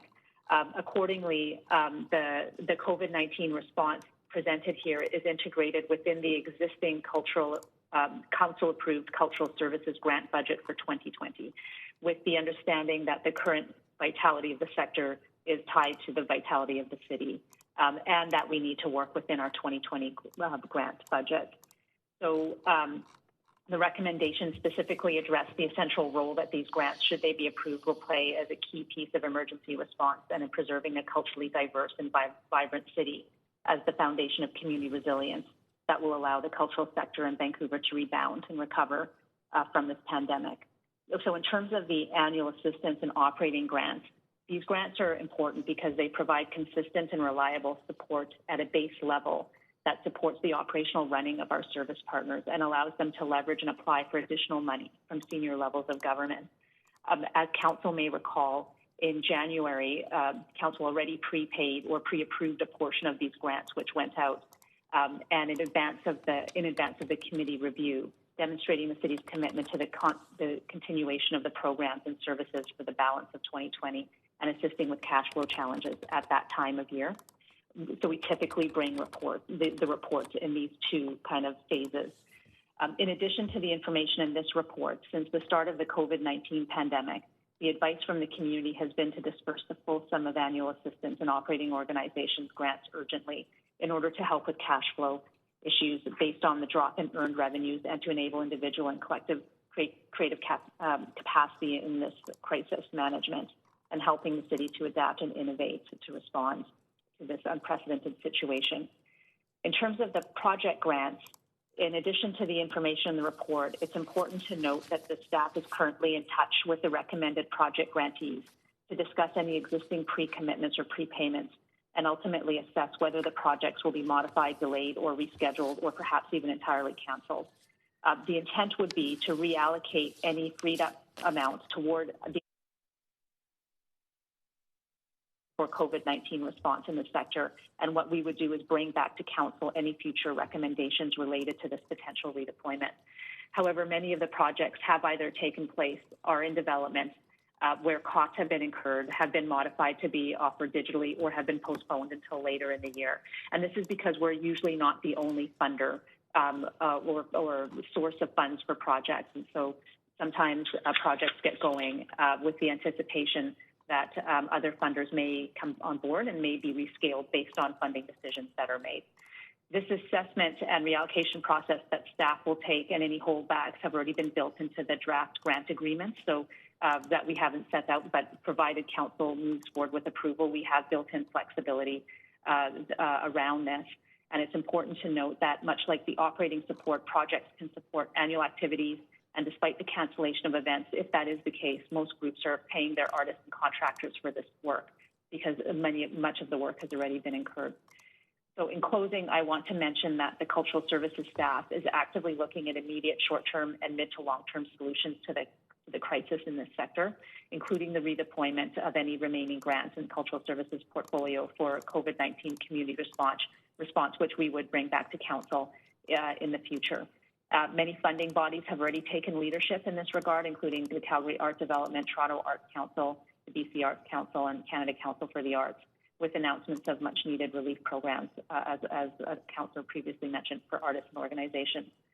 And I just want to flag that, in this emergency, we are necessarily focusing on kind of the basic physical needs of washroom access and food access, and these are all absolutely critical pieces of this recovery. Arts are also important in times of crisis and recovery, and they offer the power of community connection and a means to experience the trauma and the joys of our collective experiences and to share our stories and lives together. And what I've noticed is the creative content appearing on our screens and through this crisis continues to enable a vital connection between us as community members and between creators and the public, especially during this time of isolation. It's been quite inspiring, and these moments have brought joy and connection and relief, commentary and self-reflection as this crisis evolves. And as we move forward to recovery, arts and culture will help our citizens and our society broadly through to that recovery. I want to note that staff are committed to working with community partners to gather information about the impacts of COVID-19 on the sector to share with Council moving forward, working with other levels of government and the philanthropic sector to leverage support and to develop strategies to respond to the pandemic impact.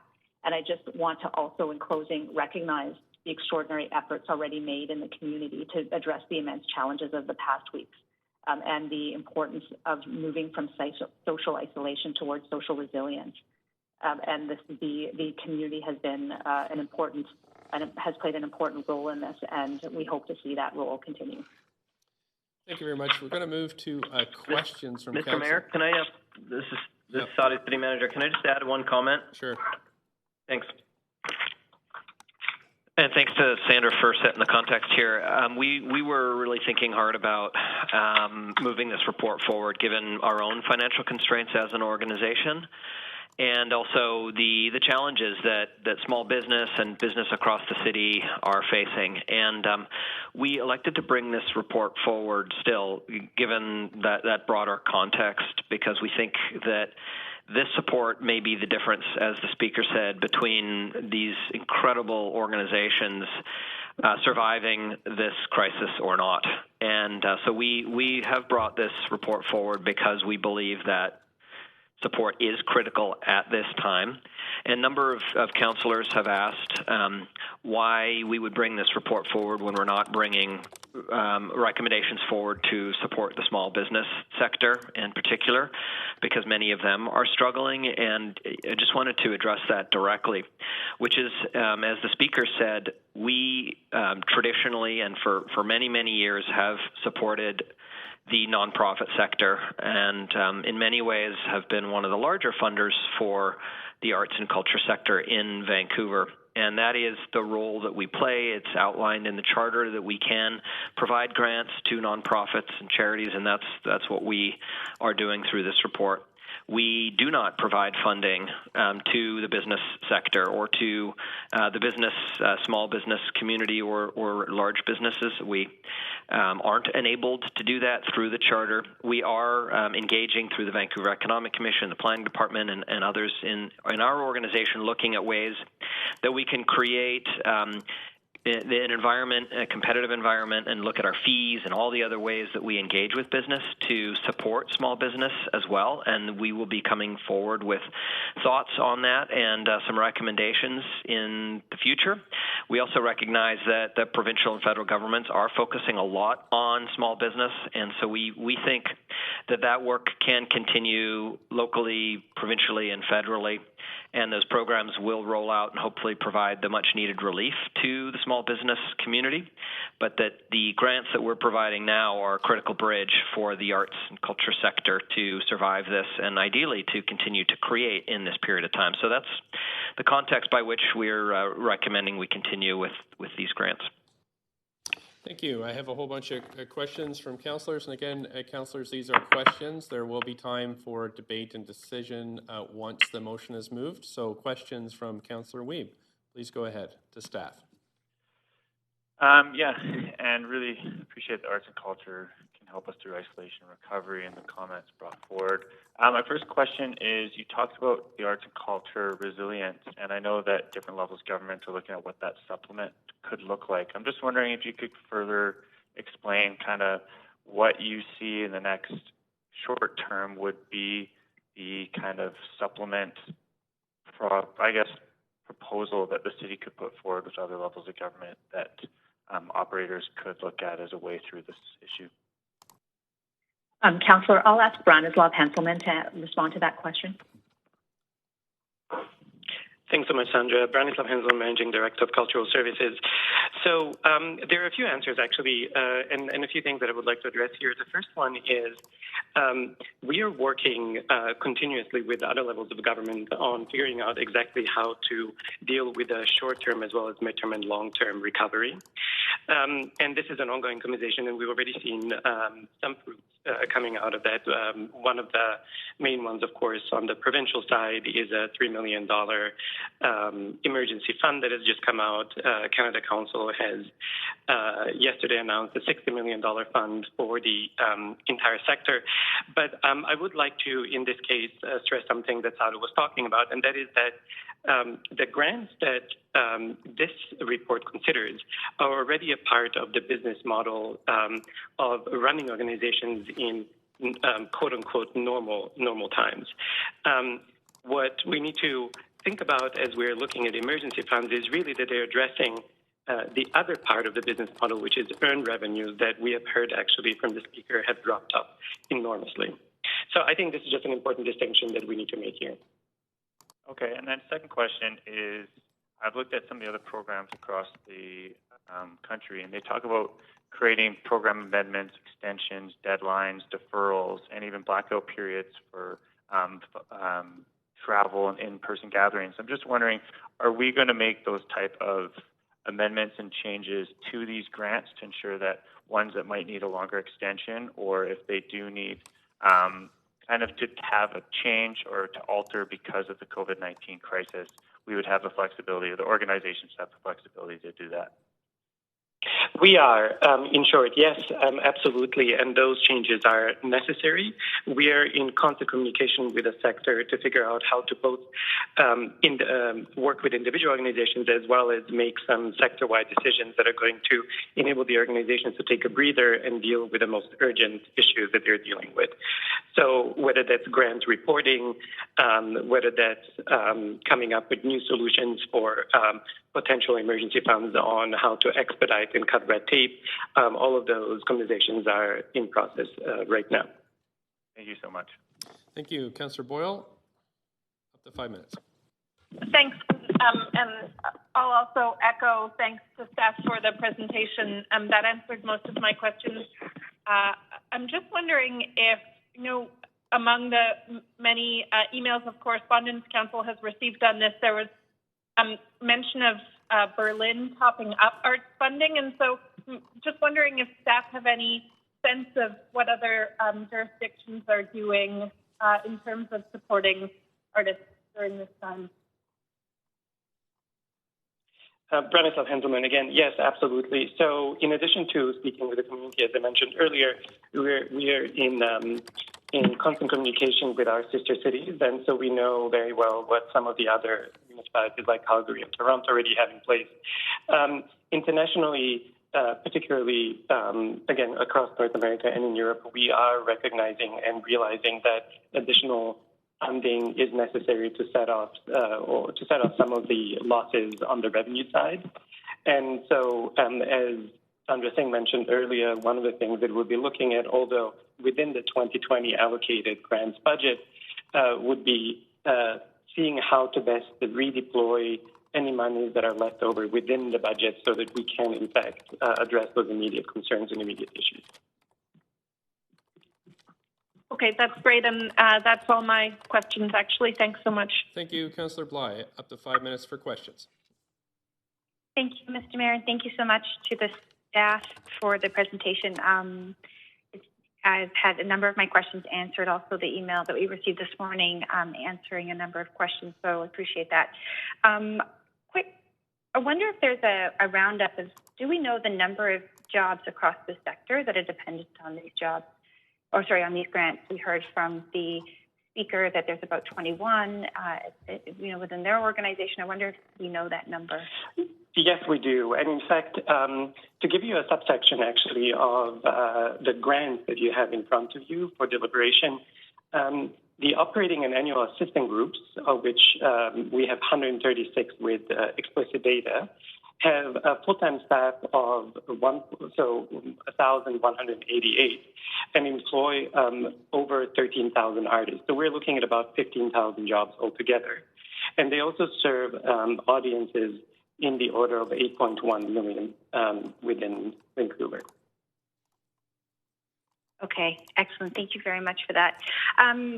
For those organizations that are operating within city-owned buildings, have we looked into any options that we have available to us to support them with ongoing fixed costs that are sort of static and despite canceling performances and a reduction in revenue? So yes, some of those issues are addressed through the operating grants. Some of them will be addressed hopefully through any supplemental grants that will be coming to council for consideration at some point. But in addition to that, there are other mechanisms that we're looking at too. So for example, we know that the city has a number of not-for-profit tenants.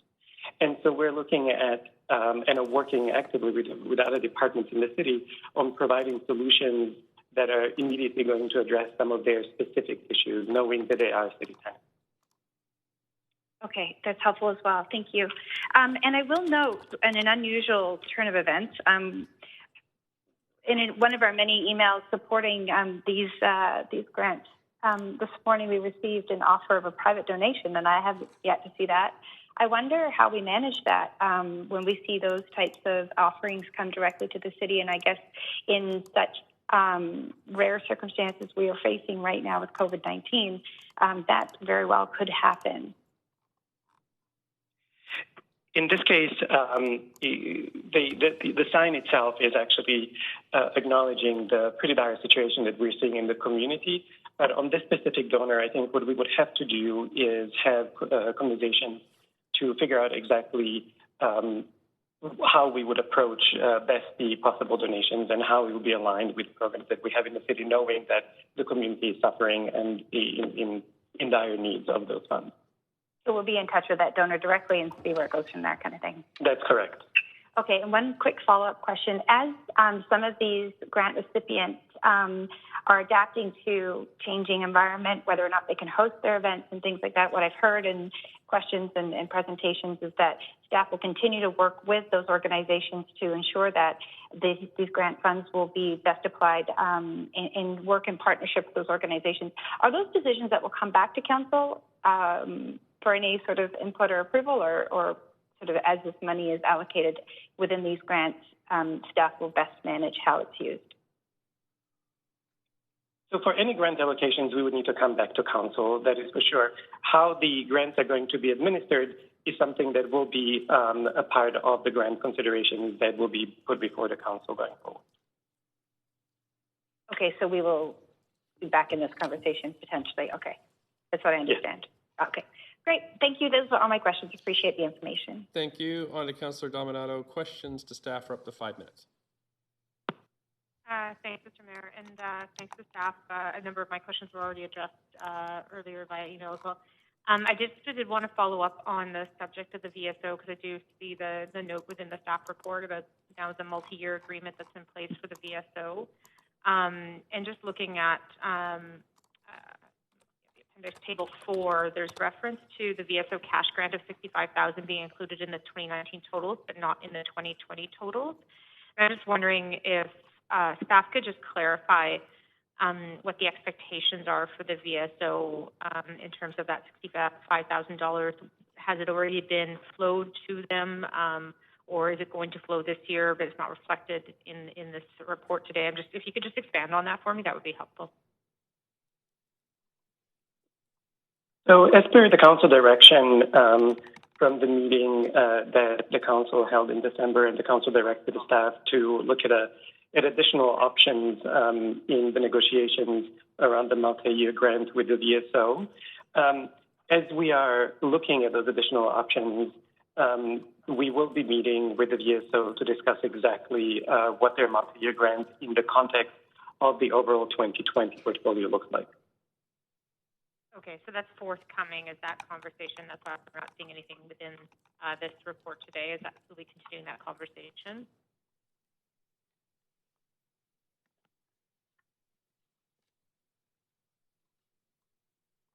Correct? Just make sure you can hear me. Staff have a reply? Ron. Yes, I think that it's Sandra here. I think we might have lost Bronislav temporarily. Yes, we still we're still discussing that final kind of direction from council. So those discussions are ongoing. Okay, I appreciate that. Thank you very much. Yep. Thank you. Councillor Hardwick, questions to staff up to 5 minutes. Please go ahead. Thank you very much. I think we. I'm sorry, I just got dropped off. Sorry, I'm back online. Thank you. Go ahead, Councillor Hardwick. Yes, I think we all agree that we must respect the requests in the 2020 budget given the emergency circumstances. But what I'd like to understand from staff is our perspective going forward with, my belief is we haven't hit bottom yet and we don't know what the new normal looks like yet. This is near and dear to me coming from an arts and culture background, both within my workspace and my family. So I've been thinking about this a lot, and I know that the city has, just as we've heard that the arts community have lost all their revenue. You can't perform anymore. But so too the city has been bleeding revenue through all of its different sources, including its civic theaters and facilities. So we as councillors are dealing with trying to figure out how to balance the fact that our revenue has dropped precipitously, and yet we want to continue to support arts organizations. So in my mind, there's no question that we have to address this in the here and now. But my question is, going forward, what happens if we find ourselves as a city in again, ongoing financial dire straits as well. How do we balance that off and still support our community without, hurting the city itself? Yeah, Mr. Mayor, can I jump in? This is City Manager Sadhu. Yep. Thanks. Thanks for raising this question. As you know, we're spending a lot of time stressing out over that issue, and I guess I'd offer a couple of comments. Firstly, we are going to be struggling with our own financial challenges. Our revenues have dropped, as you've indicated, by 90+% from parking to civic theaters and many other areas across the organization. So we're going to be looking at hundreds of millions of dollars that we'll be needing to look to make up in some way or other through cuts and other measures if this lasts for the rest of the year and into next year potentially. We recognize that as an organization. We're going to be needing to address that. And we also recognize that the funding that we are recommending today has been anticipated by these organizations, and they are relying on it. And the amount of money that we're talking about here in terms of the grand scheme of things for what the city is going to need to address, and ideally in partnership with the federal and provincial governments, because we are not alone as a city, is really negligible in the grand scheme of things. We are going to need to come up with a solution that is going to address, ideally, the broader challenges we're having as an organization. So we think that while the funding is absolutely critical to the nonprofits, we're going to need to make up for it in the work that we do in cost cutting and other solutions in partnership with other levels of government. So we are recommending that we proceed with this funding. It's critical to these organizations, and we are going to be needing to deal with very significant challenges as we proceed with dealing with this issue. So just thank you very much, and I think we all need to be thinking about this. So then the question then will go back to the arts and culture groups. Okay, the grants have come through. You're going to survive this year, but what about next year? I bring it up because I remember vividly the experience of 2008 and the last major financial crash. And it's heartbreaking to have to lay off all your staff and figure out how you can continue to exist, if at all. I expect that we will be seeing across the board in both the for-profit and nonprofit world, a lot of organizations won't be able to survive. So what kind of message are we communicating to our grant recipients about the future and how they might, is there anything we can do to help them prepare? Branislav Hanselman again. So we are in constant conversation with the community, and if we know one thing, the creative sector has sometimes provided some of the most innovative solutions to the very issues that you're mentioning, and I think they're very real and very impactful issues for the community, not just now, but also in the midterm and long-term projections for survival, quite frankly. To do that, also, the staff on our side are working with other levels of government, as well as with the foundations and in part with individual funders, to make sure that not only can we best respond to what the community needs, but also listen to, again, the innovative, resilient ways that the community tells us that they will have to move forward with.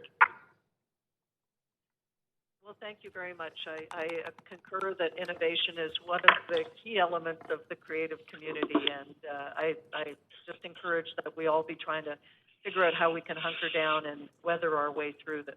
Thank you. Yeah, Mr. Mayor, if I could just, could I just add to the point? We are well past 5 minutes, but go ahead. Point of privilege, yeah, Mr. Mayor? We'll get to you in a second, Councillor Dejanova. Go ahead. Oh, yeah. Okay, I was on the queue, and I've somehow been pulled off the queue. You're on the queue. I haven't touched anything. You're on the queue. No, but okay. All right, I will wait. Unless Thank you have something immediate that you need dealt with. No, I wasn't quite sure how I get pulled off the queue. You're on the queue. Put back on later on. Thank you. You're on the queue. Thanks. City Manager? No, Mr. Mayor, I didn't realize we're over time. I can make the point at another time. Thanks very much. Councillor Fry, up to 5 minutes for questions.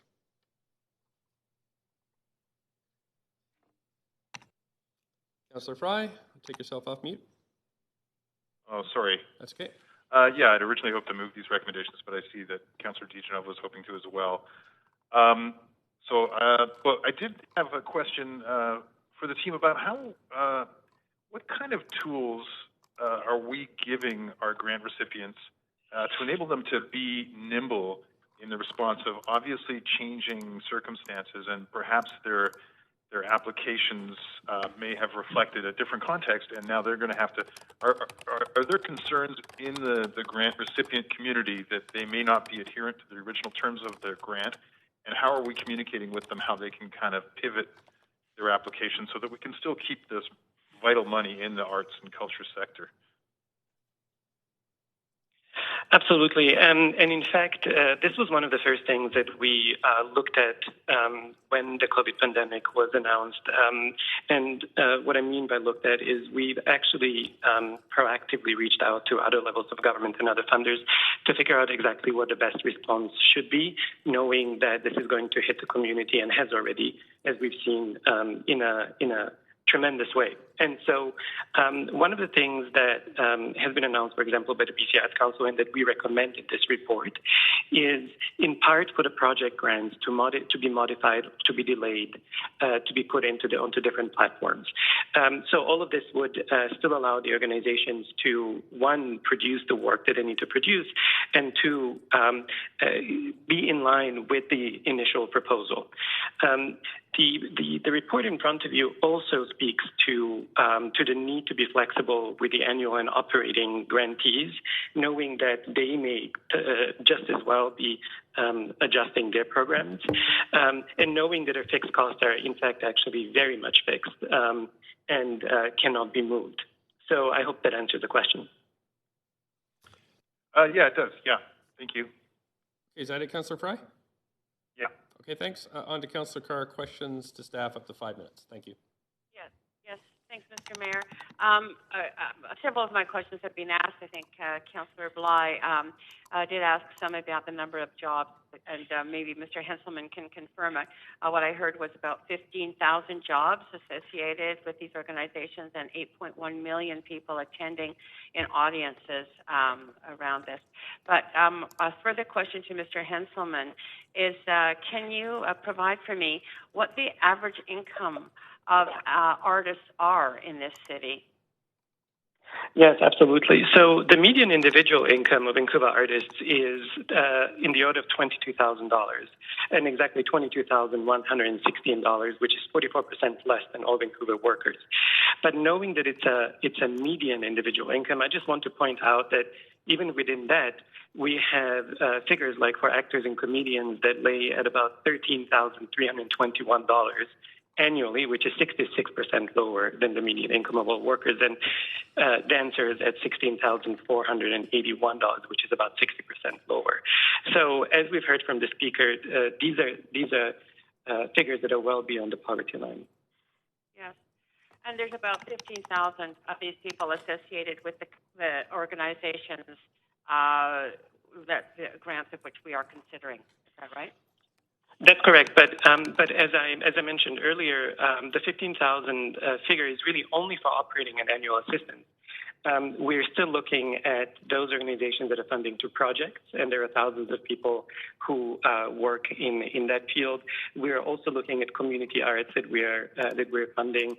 There are many more people associated with those, but we haven't been able to get those numbers in a short period of time, and could get back to you if you're interested in that figure. Yeah. No, I'm fine with that. I really appreciate that information. And Mr. Mayor, I'm anticipating moving into debate, but to save time, I just want to make the comment now that those numbers are really, really important. When you think about how many people, 15,000 plus, are being affected by these grants, I certainly do not want to be in a position to see those people added to the unemployment list at this time, even if they can get unemployment. And the audiences, to me, are so important to think about those numbers. Those are people who are inspired, heartened, and brought together in community through the performances and through the art that's being created. So I think this is critical for us to support at this time. Thank you, Mr. Mayor. Thank you, Councillor DiGenova. There's no one else on the list. Thanks. Mr. Mayor. I don't see anyone else on the list. I know it was either myself or Councillor Fry. If I see him pop up here on the list, then I wouldn't be the one to move the motion because I respect that we're both liaisons to the committee. Not that that means anything when moving motion, but recently the Arts and Culture Advisory Committee did have a working session and a group to talk about the difficult times that they're going through right now. Okay. And We're still in I'm questions happy now. to ask a question of staff on that. Okay. Councillor Fry is now popped up in the queue, and then my intention would be to speak to a motion that was moved. But question to staff is, what is our consideration right now for these groups as small business? I mean, there is an economy around arts and culture in our city, and I'm just hoping that maybe one of our staff members from ACCS might speak to that, Ms. Singh or Mr. Henselman, or the city manager. Also wondering how the city sponsorship fund may fit into this, and if donors could specifically choose what areas they want to contribute to, if we already have that philanthropic ability through that fund. Thanks.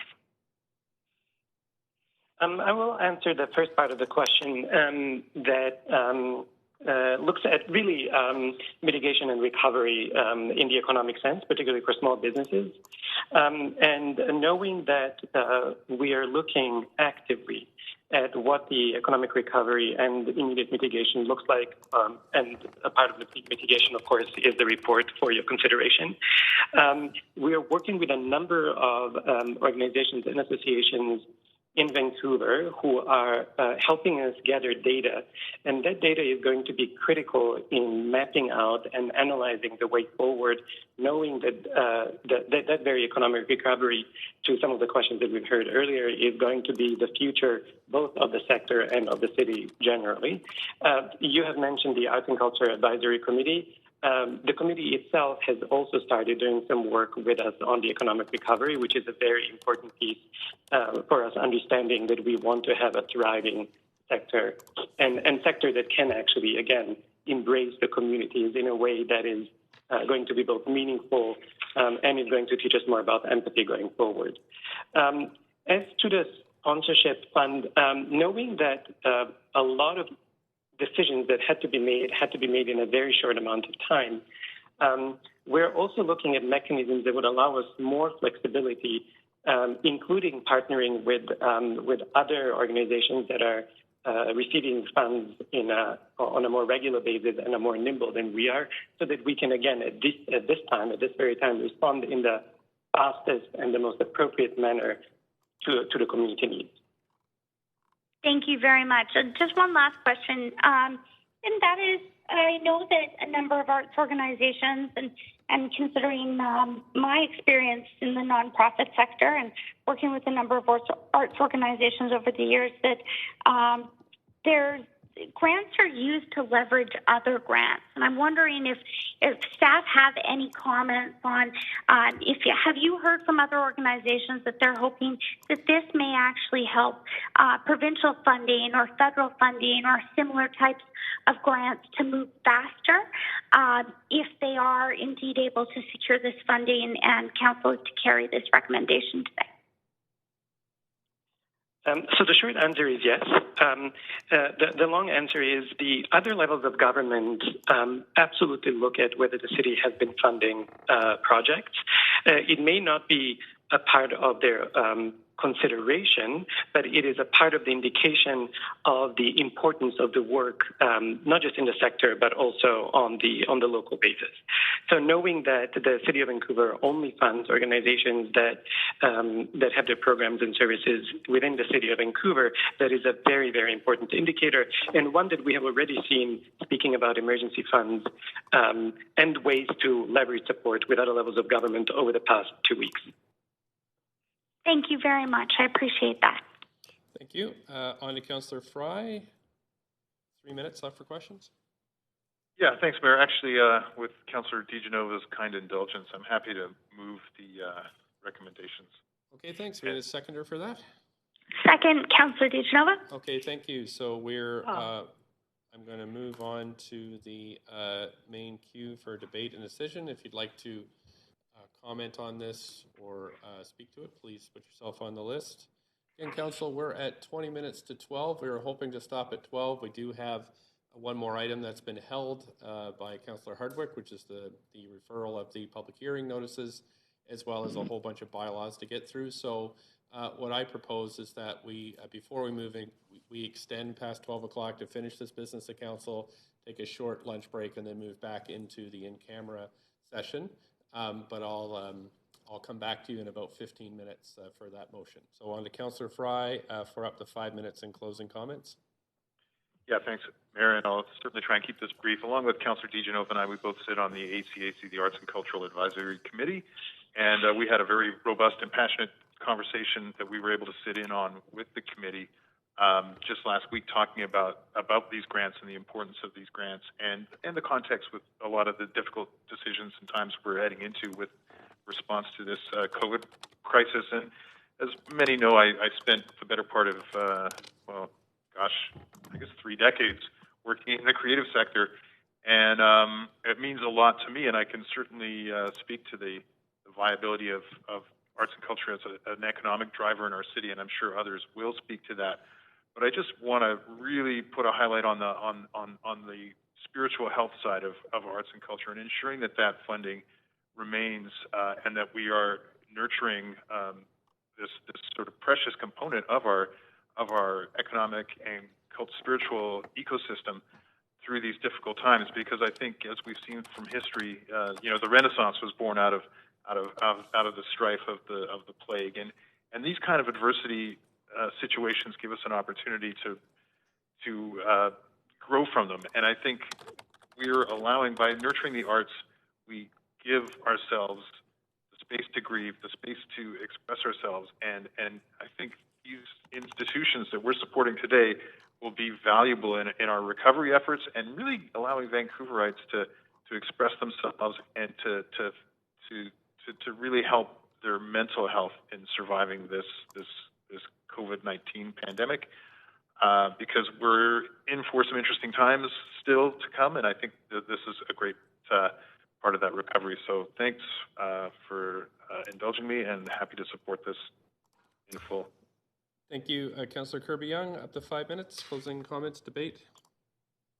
Thank you. I'm incredibly happy to support this report, and I think I just want to make a couple of comments. And as a longtime supporter of arts and culture in Vancouver, and former liaison to the Arts and Culture Committee, that sometimes it is very difficult in the best of times to sustain the arts community, and people are in the sector because they are passionate about it and they love it, and not because it's financially is intrinsically rewarding. And these are not the best of times, these are the worst of times, to use a sort of Dickensian analogy. And I think more than ever, that is when we need to come together and send an unequivocal sign to our community who are experiencing extreme stress and extreme grief. It's palpable, you can hear it. We heard it in the comments from Ms. Redfern.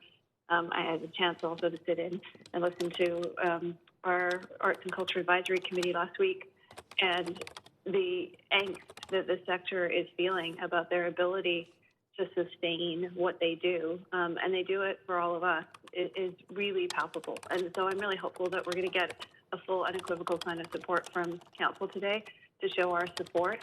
And I look at what is happening in terms of the nod from the other levels of government, and how they've also taken supporting our arts really incredibly seriously during this emergency situation. I note that the Canada Council for the Arts is maintaining its operating grants at 100%, with a 35% emergency top-up.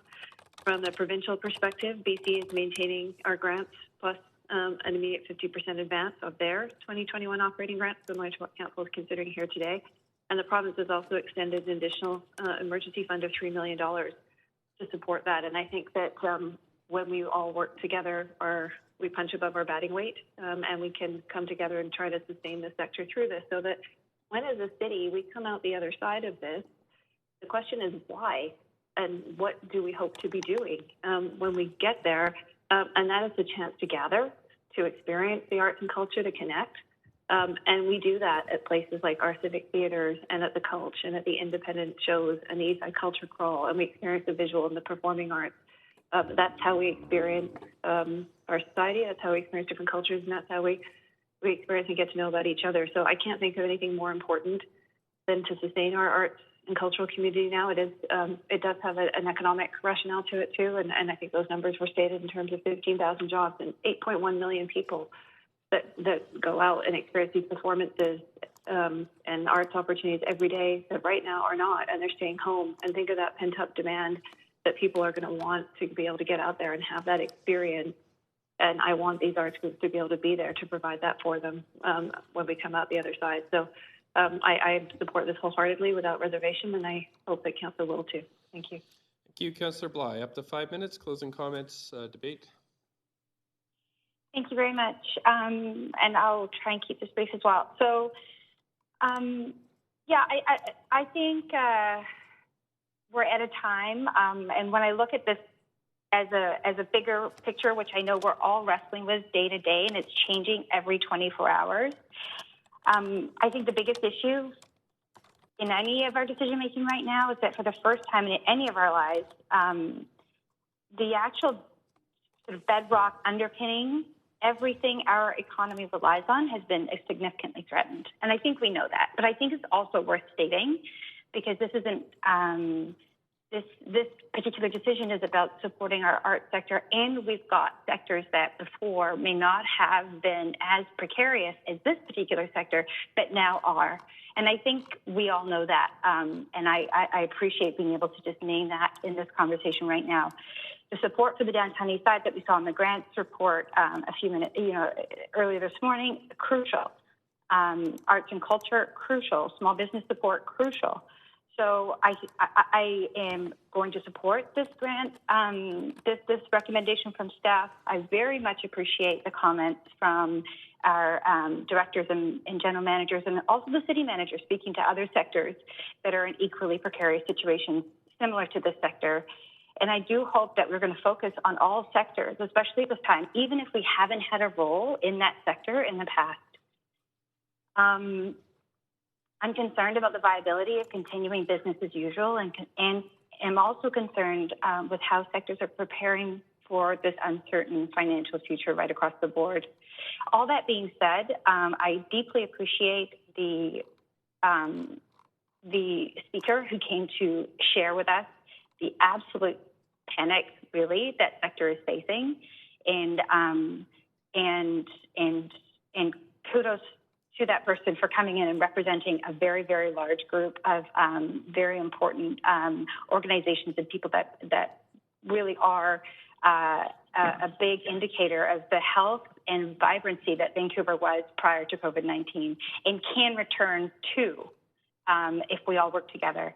So I think it's undeniable that with 1,100 jobs directly dependent on these grants, along with another 13,000 jobs in the sector indirectly, that these grants are warranted beyond sort of the desire to have arts and culture as part of our recovery plan, which I also feel is essential to this crisis. So it's come with much questions and discussion, as we all know, and I appreciate the time everyone's taken to respond to questions and really help us all wrestle through this unprecedented time. So I will be supporting the report and the recommendations, and thank staff for their ongoing work to support council in making these decisions. Thank you. Councillor Swanson, up to 5 minutes for debate. Councillor Swanson, take yourself off mute. Can you hear me now? We can. Okay. I really want to support the grant. I think it's really important to keep people employed. I think it's really important to keep them doing their art. It's really important for them, and it's really important for us. And I always like to think of that wonderful quote from Ursula Le Guin about art. She said, "We live in capitalism. Its power is inescapable. Its power seems inescapable. So does the divine right of kings. Any human power can be resisted and changed by human beings, and resistance and change often begin in art." So that's what I'm hoping for. And after we pass this now on to get some housing and some art spaces that these folks can afford. Thank you. Councillor Dominato, up to 5 minutes. Just have to take yourself off mute. Councillor Dominato? Okay, we'll put you back on the list. On to Councillor Boyle. Councillor Boyle? Yes, thanks. Sorry, also just taking myself off mute, and also enthusiastically supporting these grants from the get-go. I just want to name a few things, which is I think it's really critical that we recognize that jobs in the arts and culture sector in the city are real jobs, even despite the fact that wages are often much lower than a living wage. These are real jobs for residents in our city, and so critical, as staff and others have spoken to, as part of our economic recovery, and just one reason that we should be strongly supporting them now and moving forward. I also think because it's been referenced a number of times that these funds are important during this crisis, it's worth naming that this is our regular granting cycle. These are the funds that these organizations have already been counting on. And so it is worth us having a conversation as other jurisdictions are about what additional emergency funds might be considering this crisis, but that these aren't those new investments. These are part of our critically important ongoing funding of the sector outside of this emergency. And finally, I just want to say how much I appreciate the mobilization that has come from across the arts and culture sector over the last week. I know there was some worry that these grants might pass, and that's added to existing tensions and fears across the sector, across the city during the COVID crisis. And we have seen artists and cultural workers across the sector really step up in reaching out and helping councillors who may have been on the fence about this to be clear and to, as we've heard, speak clearly about the reasons why these funds are so important. So I think it's worth naming and lifting up the folks who have been doing that important organizing to hopefully see these funds pass with strong support. And as I said, I will, as always, be glad to strongly support public funds going into the important jobs and role that this sector plays in the life of our city. Thanks. Thank you. Councillor Carr, up to 5 minutes.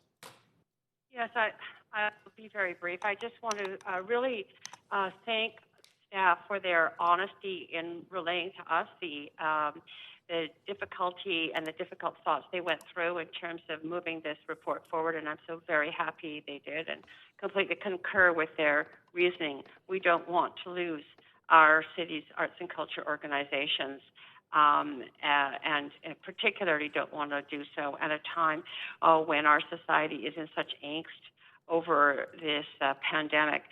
Just to say, number one, are not only these individuals who will be kept going by these grants, really a critical move for us to make, and I really appreciate councillors' statements about that. But in the end, I think the arts organizations are going to be pivotal to recovery because arts as a whole really are that point of reflection on our own society, naming the fears, naming the problems, naming the joys and the aspirations and hopes. And so I really see supporting these organizations as an incredibly important part for us to recognize that they will help the people in Vancouver move through this pandemic into our new reality. Thank you. Councillor Hardwick, up to 5 minutes. Councillor Hardwick, want to take yourself off mute? Sorry. Yeah, thank you. Sorry, just switching from one field to another. I'll be brief as well. I'm supportive of making these grants to the arts and culture community at this time. I was really impressed with the volume of emails and feedback that we received. I got a lot through Facebook Messenger and other streams as well, but there seemed to be this worry that there were councillors that were against this, and I was kind of surprised to hear that, because it certainly wasn't part of what I had been hearing from anybody. So I am happy to alleviate the worries that people have had in this space, and I think it's pretty clear that this council strongly supports arts and culture in the city.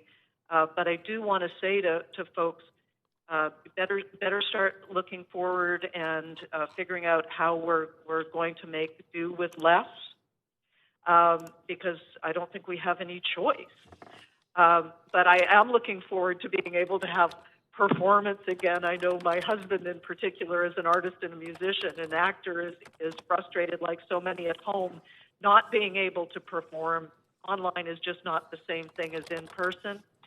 So again, really supportive of this, but we all are going to have to hunker down and figure out how we're going to make it through the next couple of years after we recover from this crisis. Thank you.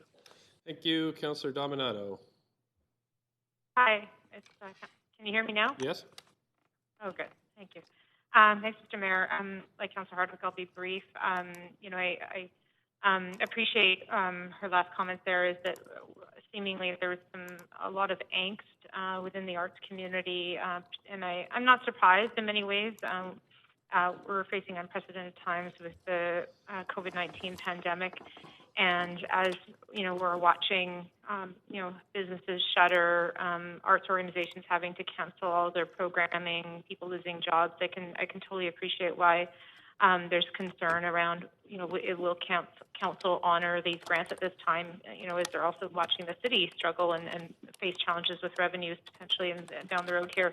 But like my colleagues who've spoken before me, I'm absolutely supportive of the arts community and appreciate that staff have given some real thoughtful consideration to this in light of what we're all facing today, and that many organizations are on a shoestring budget, and this is people's livelihood. They've pursued their passion. As someone said, they're not necessarily going into it because it's lucrative, but because they love what they do, and they're looking at ways to sustain themselves going forward. And it was really heart-wrenching to listen to Ms. Redfern, and I don't know if she's still there in chambers at this time, but and that, Councillor Kirby-Yung said it was palpable. It absolutely was, even being at a distance here, working remotely. And, I was looking at, thinking back to some of the work we did with the Kettle Society, and we established a Kettle Choir and worked with the Opera Society, and it was therapeutic. And someone else, I think Councillor Price, spoke about the spiritual aspect, and that sort of how much it will play a role, the arts and music and culture going forward as we move into recovery. And there's a friend of mine who's a dancer just pointed out to me this morning, can you imagine quarantine with all of the arts and culture resources that we can still access online today? But it's not the same as the face-to-face experience. I do know the arts sector is resilient, and so I know they will come through. They're a huge economic contributor, and I thought it was noteworthy that recognizing this is a very emotional issue for many people, but in the context, there was a table that was provided by our staff, and I don't have it up right now, about the different revenue sources that go into supporting the arts, and in the vast majority of it is through their own resources of their sales, the programming and services. The municipal contribution is roughly around 6%, which is actually quite small when you consider all the other revenue sources these organizations rely on. And so I think we're playing our role in supporting our local arts and culture organizations across the city. I'm very happy to support the grant report, and I also hope that through the various provincial and federal aid packages that there'll also be some relief there as well for all these organizations. And so with that, I'll conclude my comment. Okay, thanks, Council. I need a motion to extend because we've hit the noon hour with our required break. So I would, thank you. I think we can probably extend to finish this business of council. We have some bylaws to get through and things. And one more item to debate on the referrals. but I would suggest we extend till 12:30 and then take a half-hour break and then move into in-camera at 1 o'clock. So can I have a mover for that? Moved, Councillor Weed. Okay, thank you. A seconder? Second, Bly. Thank you, Councillor Bly. So I'm going to call for yays and nays. All in favor say yay. Yay. Yay. Yay. Opposed say nay. Great, thanks very much. We're extended. Councillor Weeb, you're the last on the list for up to 5 minutes on this item. Yeah, I really want to thank staff for the amount of work they've done in the short time period to kind of ensure that they're talking to all these organizations, and I really appreciate Sandra's comment stating that we have to utilize this community more than ever as we're isolated and as we move into recovery. So very supportive of that work. And I'm also want to put out my thanks for all the organizations that I know that this funding is not going to be enough and that they're going to do everything possible to try to ensure that we can continue to have the thriving arts and culture we have in the City of Vancouver, and that us as council are going to have to continue to advocate for other levels of funding to ensure that we have the events and event space in the future. And so I look forward to this coming back to us at council and trying to do as much as we can to support the arts and culture industry in Vancouver. And I really want to put out heartfelt thanks to all the organizations and staff that are going to put in tireless volunteer hours and other hours to ensure that we can keep these organizations afloat as long as possible, because they're so critical in this time of need. Thank you. Thank you. Councillor Dejanova? Thanks very much. I just briefly wanted to chime in. As I said before, I'm very much in support of this, and I see this as a contribution to small business in our community. A number of council members in their closing remarks have commented on rumors about whether or not this would be supported. And it really, I was heartbroken to hear that. I'm not sure where these rumors came from or how they were started. All I could say is I come here, I come to these council meetings with an open mind, understanding that we do have speakers. And that being said, I make my decisions at the time that we have debate and discussion. That being said, I think that it is important to note that, I've said I very much very proud of my record in voting for the arts and supporting the arts. And I think as a council, it's something that I've seen with this council and councils of the past. In fact, it may be one of the things that carries across partisanship and political stripes. And not only is this an economy in our city, not only do we look at the employment, but I think that you look at the dollars here, but the immeasurable benefits that it brings to the community. And, as long as we also realize the contributions that we are benefiting from at the City of Vancouver here from the arts community itself, and understanding that some of these artists have chosen Vancouver and could have or could very well choose other places to settle down and to contribute to the community. I've always known arts organizations to be able to take a nickel and turn it into a dollar. And I certainly do see this as an investment, not only in the arts community, but in our economy, in small business. And really appreciate Councillor Fry's comments. Also, as a liaison to the Arts and Culture Advisory Committee, I have to tell you that after a recent phone call that we had with them, as I've noted before, I was quite concerned. I was concerned. I was hearing, but the best way I can describe it was anxiety, concern. Concern not only for the economics of this, but what this means for arts and culture in Vancouver. We've always, and I learned from former councillor Elizabeth Ball, who brought forward a motion to make sustainability the fourth pillar in arts and culture, and I won't forget that. I don't take that lightly. I think that we have to commit to the sustainability of arts and culture, and this is a step in the right direction. So, hearing that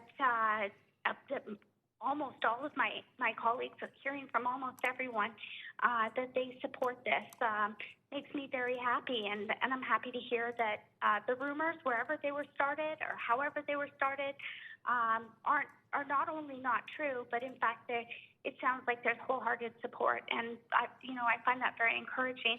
I also really wanted to thank our staff for the way that they have reached out to the community, that they've offered some comfort and support. Ms. Singh, Mr. Henselman, your teams, I think that it's so important to acknowledge the work that you've done and that you continue to do every day with these organizations. We may be talking about a bigger funding piece here, but I know that you have grassroots involvement on the ground, and although I get to see it here and there at the Arts and Culture Advisory Committee, I really do appreciate that you give more than 100% to your positions. So thank you. Thank you, and that's it on the speakers list, so I'll call a vote on this item.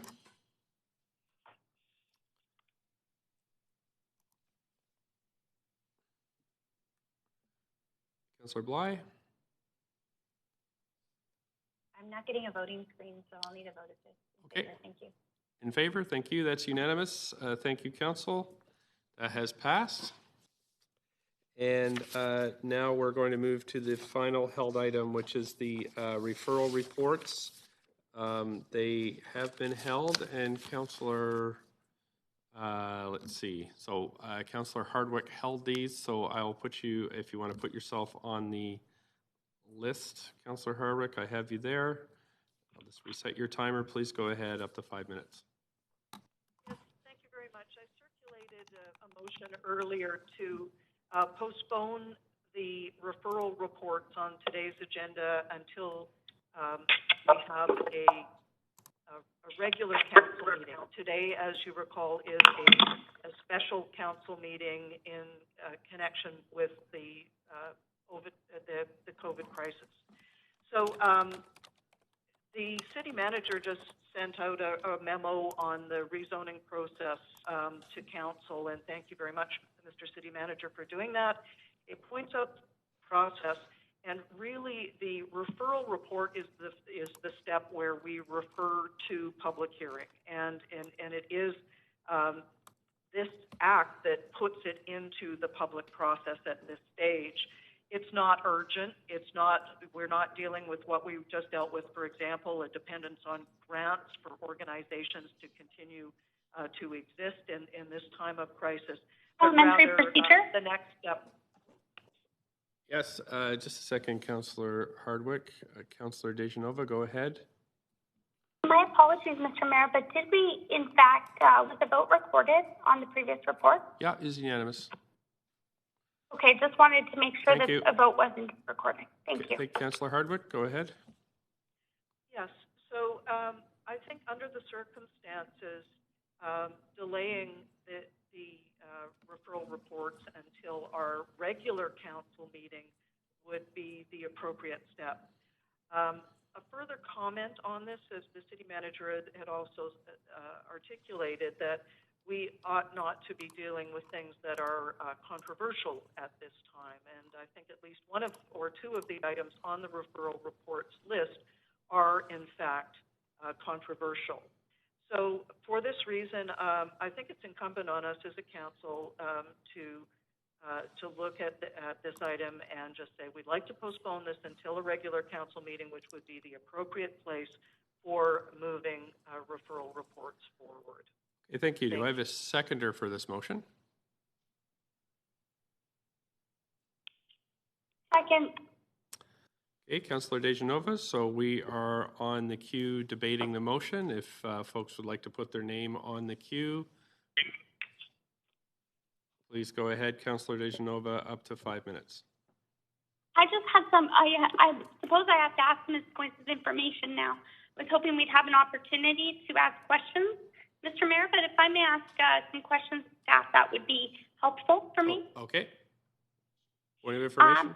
I'd like to ask staff, is there an opportunity to move forward with robust consultation that we would see following referral at this time, considering the current all-hands-on-deck state of emergency situation that we're currently in? Is there the ability for us to give just as much attention, time, support, and robust consultation to reports that are referred or applications that are referred to public hearing for that process? City Manager? Thanks, Mr. Mayor. I can jump in on that. Before projects are referred for public hearing, they go through a very robust public consultation process, and in each of the projects that are being brought forward at this point, that process has already occurred, and that's why these projects are being brought forward.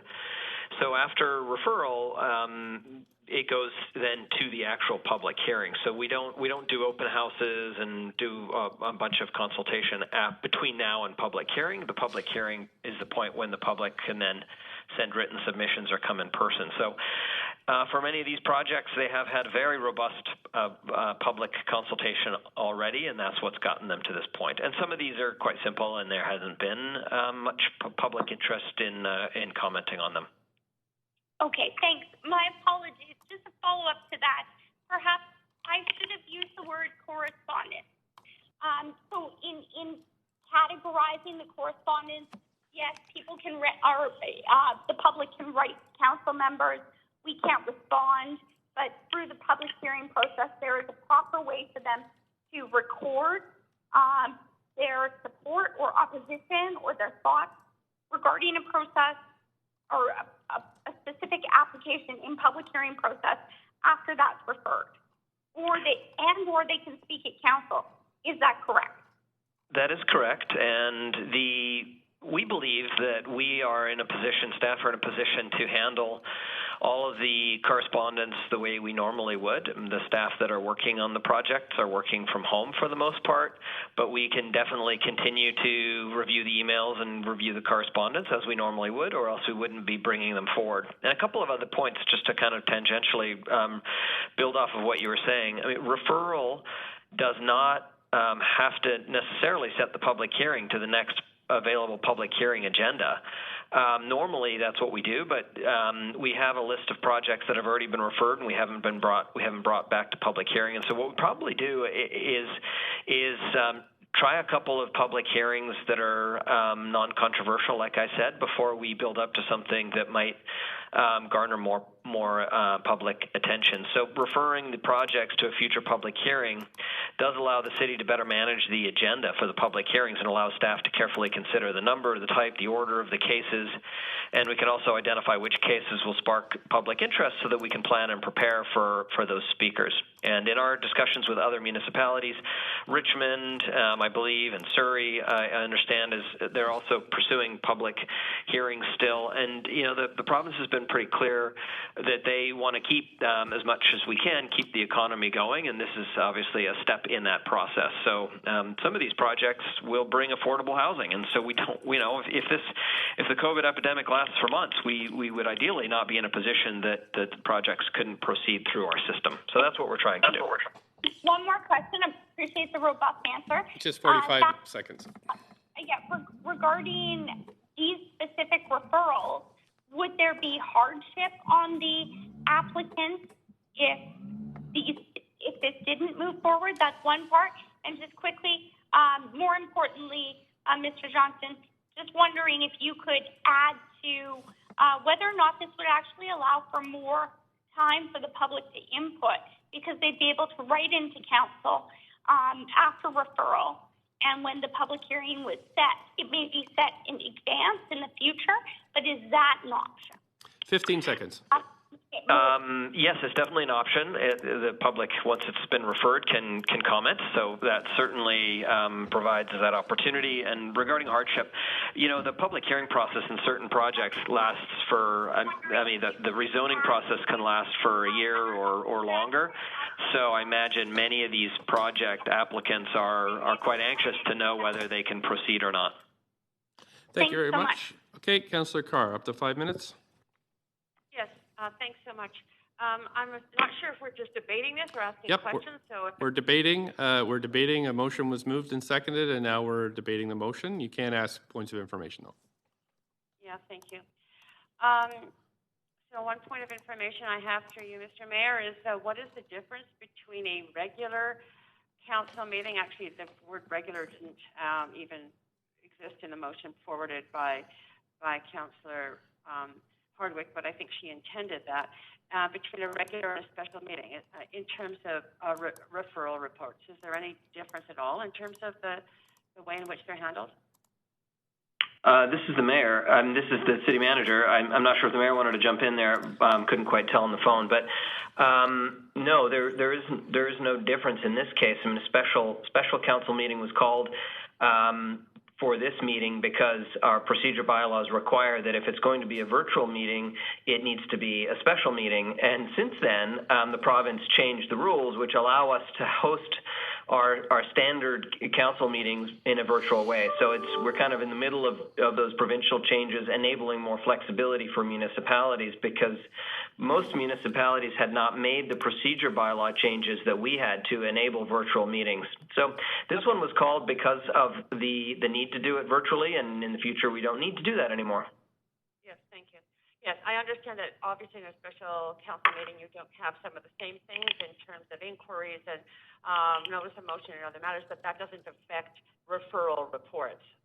That's correct, and actually in this, we could host a special meeting and add those other items to it. We just didn't in this case because of the interest of time and our kind of learning curve here as we host these kind of meetings virtually like this, but we could.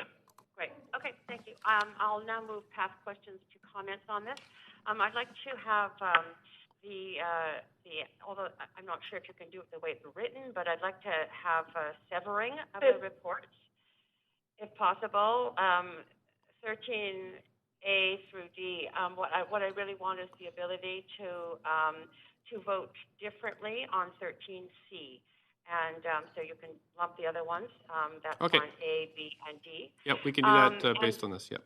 Okay, to speak to that, in none of those cases, in none of the cases of any of those reports, is there any impact on the ability of the public to write to council as they do after a referral is made by council to public hearing, as long as all the council is contacted when something is written in, it's absolutely okay. They just cannot speak. The public cannot speak individually to separate councillors. So I don't think that that the ability to write in is at all impacted by the different kinds of communications we have right now. My second point is around what is controversial versus what is not controversial. In the cases of reports A, B, and D, they are all reports coming in under the Cambie plan. They're low-rise, either 4- or 6-story strata condo meetings. Some of those were controversial when I first started on council back in 2011, but increasingly over the period of the last 9 years, they've become less and less controversial. In this particular term of office, no one has come to speak to those strata condo developments under the Cambie plan. I do not think, therefore, that there is a problem with moving forward with those if we consider whether something is controversial or not as being one of the sort of means tests for should we move forward. The corollary to that is, do we really want to stop the kind of business activity of the city, the development activity of the city? And I say no, that we are really in dire straits in terms of our local economy due to COVID-19, and I want to make sure that we have some projects going forward that make sense, that keep the business of the city, the activity, the economy of the city going. My reason to separate out C is that this is not the same as the other three. There is considerable public controversy over that particular item. I am not confident that this is the Denny site, 27-story proposal. Just 15 seconds. And I'm not at all confident that we know how the public can, in a robust way, comment. Those details are not provided to us yet, so I'm not prepared to support that referral. Thank you. Councillor Dominato. Thanks, Mr. Mayor. And I have a couple of points of information through you to the city manager. The first question is just around the motion calls for these items to be basically referred to the next regular council meeting, and then I think they would appear on the next agenda then as a referral reports again. Is that next meeting April 14th, if he could confirm that? And then I have a second question. Yes. April 14th, the mayor here. Okay, thank you. So I think some specificity is probably needed around the motion. And I guess just following on the points, because I recognize these are simply referrals to public hearing. I heard the city manager say that all of the necessary requirements have been met in terms of the consultation. That work has concluded. So two questions. Would there be any further consultation that would take place in the next, because it would be about 2 weeks? And secondly, is there any significant harm if all of the reports were referred to April 14th, so they would simply, again, be referral reports, and at that time, council would decide whether or not to refer them forward? So to me, it appears like a 2-week lag, but I just appreciate his comments. Mr. Mayor, through you, the date is the 14th for the next meeting, as the mayor had confirmed, and I don't believe that there would be, I mean, it's 2 weeks, so it's not a major delay, but these are projects that individuals, or developers have invested a lot of time and money into, and generally the industry is looking to us to see if we're open for business or things continuing in the development sector. And so, when I had kind of canvassed council, are you interested in continuing to try to move our business forward in the context of COVID? The answer that I heard, I thought, was yes, and so that's why we put these on the agenda, and we're recommending to try to move forward with some public hearings. So that's what we're gauging here. Is there an appetite to move forward and try to move some projects forward? 2 weeks is not I don't think a major delay, but I'm not sure why it's necessary in the sense that all of the consultation has already occurred. No more consultation will occur on these projects in the interim. We'll just be in a holding pattern for the 2 weeks. Okay, so just to reflect back, to be clear, is that we would not see, the reports would be identical in 2 weeks. We would not see any new information in those reports. The public could still write in to council and staff, but nothing new in those reports. No, yeah, it'd be the exact same reports.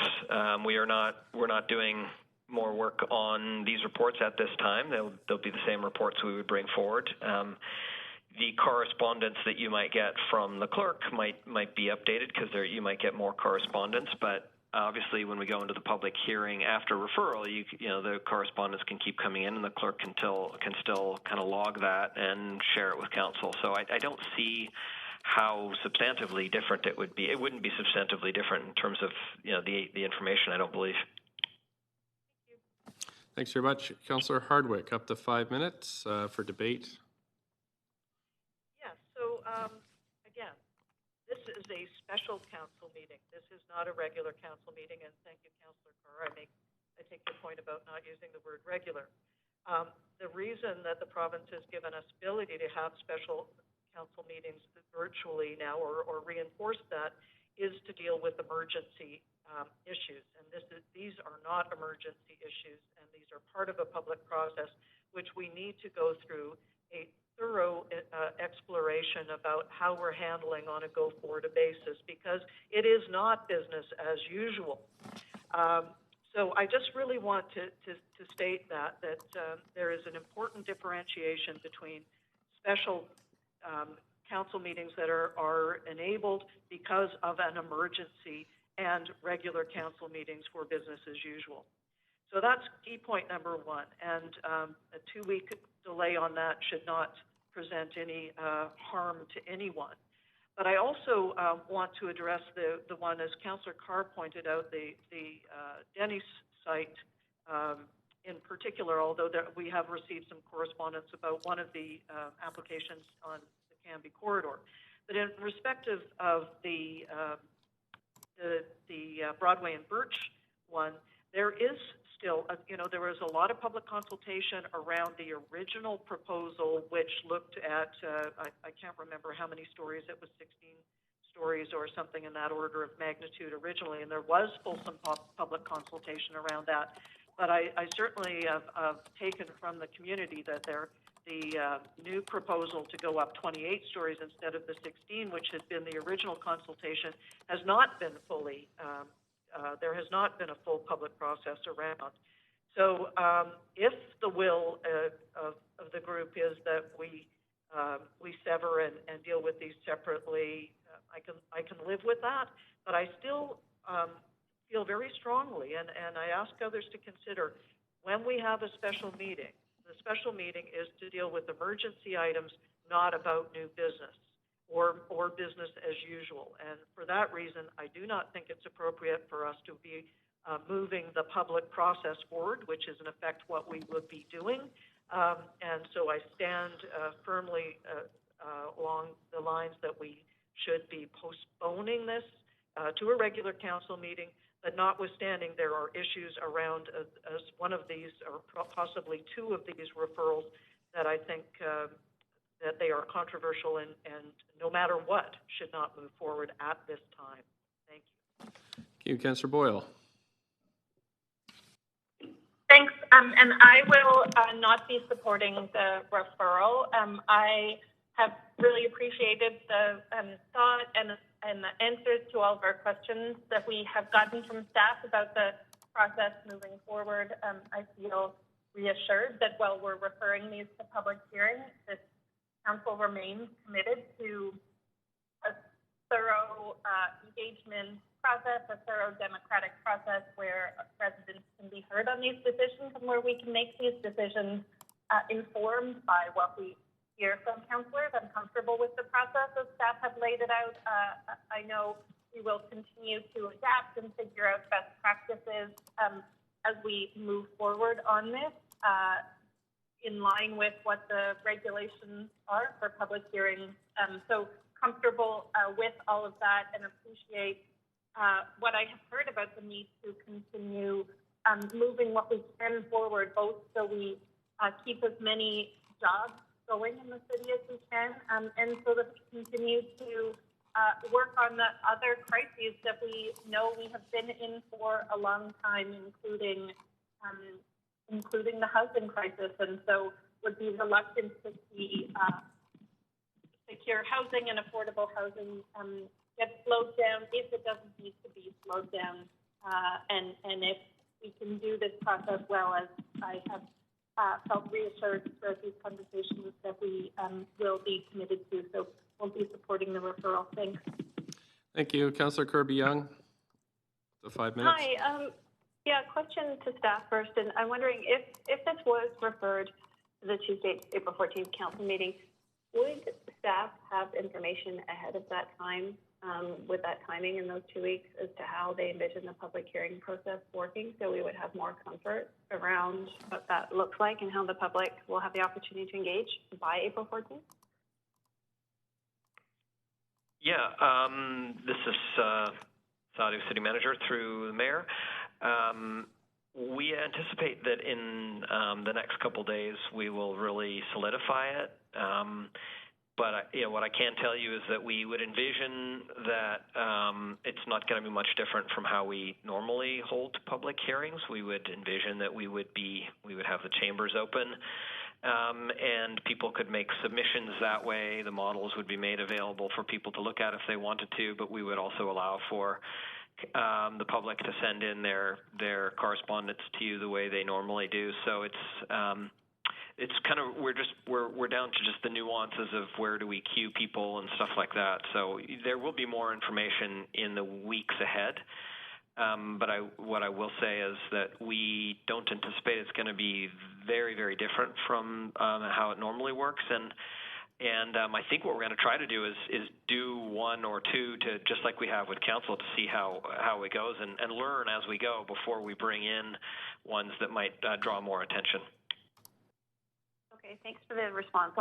Since others are doing it now, I'll make a couple of comments too as well. And I am really torn with this one. I will be very clear and candid and say that in terms of keeping it honest, I did support and provide my feedback. I supported trying to keep business going because of the importance of trying to maintain economic activity. And we're going through these challenging and unprecedented times. However, when sharing that feedback, I also anticipated that council would have an opportunity to weigh in around the public hearing process and what that would look like. And what I'm hearing from staff today is that no, that's not something that's going to come to council, and that's going to be the purview of staff to determine that process. So I'm trying to struggle and balance that feedback with, I think, some very valid comments from the community who have written in a lot of emails to us to say that even if we provide some type of virtual opportunity for the public, that people are feeling really stressed right now, and they're trying to concentrate on staying home and survival and doing all the things that we as a city are asking them to do about staying home, and that they're not going to be in the regular mindset to participate in a public hearing. And without having sort of full comfort around the ease of people being able to do that virtually, it's a challenge for me to balance the economic imperative with the very real authentic opportunity for the public to participate and what that looks like. And that, I think we do have that, we have an obligation legally to ensure that there's ability for participation. And we might be able to sort of check a box and say, well, yes, people can virtually. But I think we also have to consider that a lot of folks aren't going to be comfortable coming out in public because they might feel that they're exposed and we're telling them to stay home. And they might feel less able to participate virtually. And so, we need to identify what some of those barriers are. And I don't have enough information yet to have comfort around how the public hearing process is going to work. I also feel a little bit powerless that if we pass all of these, including the Birch Street one today, that there will be no other opportunity for council that can proceed to public hearing without any kind of further decision by council. And that has been identified as one that does have a lot of community engagement on both sides of that particular project. So those are my comments, and I'm still struggling with it. But if we can get more details and information back by the 14th so that we can provide in turn some comfort to the public, and communication right now and information is really important to the public to understand how it's going to work, then for that reason alone, I would support the referral to April 14th so that we can provide that information and recognizing it's not an undue hardship in terms of the length of the delay on the applicant. Thank you. Thank you. Councillor Swanson, up to 5 minutes. I guess my interest is in knowing what will the virtual process be. Will all members of the public who want input be able to have it? I know that the intention is for this to happen, but I also know how much technological babysitting I required just to do this online, and I had a lot of help from city staff. So perhaps there's other people out there who need that kind of tech help too. And I am uncomfortable with the idea of people coming to City Hall before we flatten the curve. I think we need to model the type of behavior that we want, and that means staying home as much as we can. So I guess what would make it easier for me to vote, although I don't know if this motion of postponing it for 2 weeks makes much difference. But what would make it easier for me on the whole idea of should we have virtual public hearings is to actually know what that process is and to know whether or not people will be able to participate in it as much as they like. Okay, thank you. Councillor Bly. Thank you very much. I just want to add my thoughts to this debate. And I think from the outset, I was, when we're sort of polling, as the city manager mentioned, I certainly felt like we need to hold on any contentious projects from a public hearing perspective. And although this is a report reference, I think it adds pressure when it gets put to the next sort of step in the process. And without clarity on how exactly the public are going to engage. And I think Councillor Swanson rounded up exactly why we ought to be more conservative in our approach here, is that we can't assume that people are going to be able to work out online participation, and the idea that the public could be at risk of having to come out to speak in person and may even take that risk because certain projects that are a part of this report reference are that important to them that they get a chance to share their viewpoint. So I perhaps it's not going to make much of a difference in 2 weeks. However, I do hope that we get clarity around what that public hearing process, and I think I've heard it in this debate by, I'm not sure exactly who, staff, that it's going to be pretty much the same, and I'm not really sure how we can say that at this point. So I'll be supporting it. I appreciate Councillor Carr's severing of C. Clearly that's the concern. So I'm likely to support. The other report references doesn't move things along and provides clarity for non-contentious projects, but I won't be supporting moving C along at this point until we get further clarity on what the actual process is going to look like. Thank you. Councillor Dominato.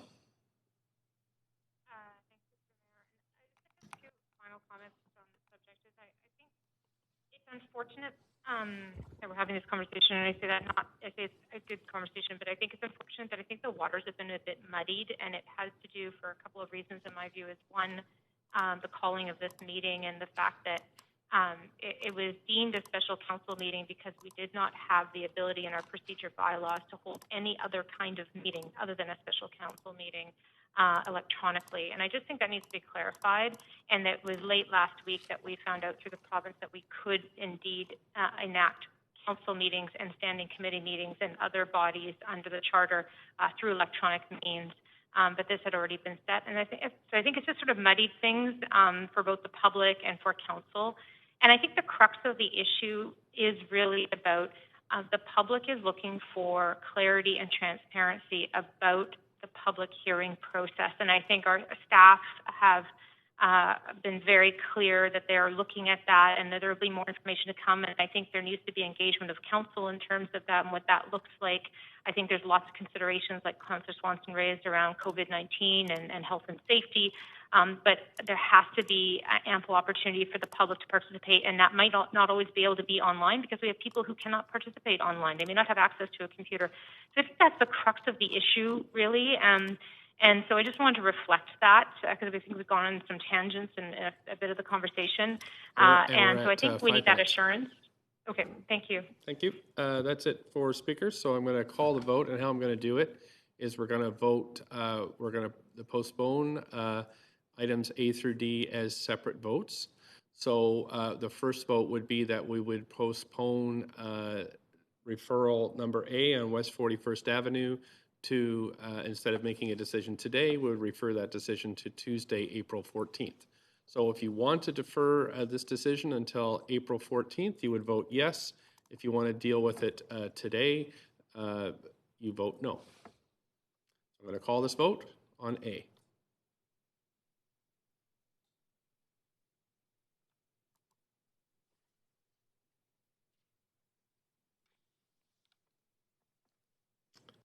Councillor Dejanova?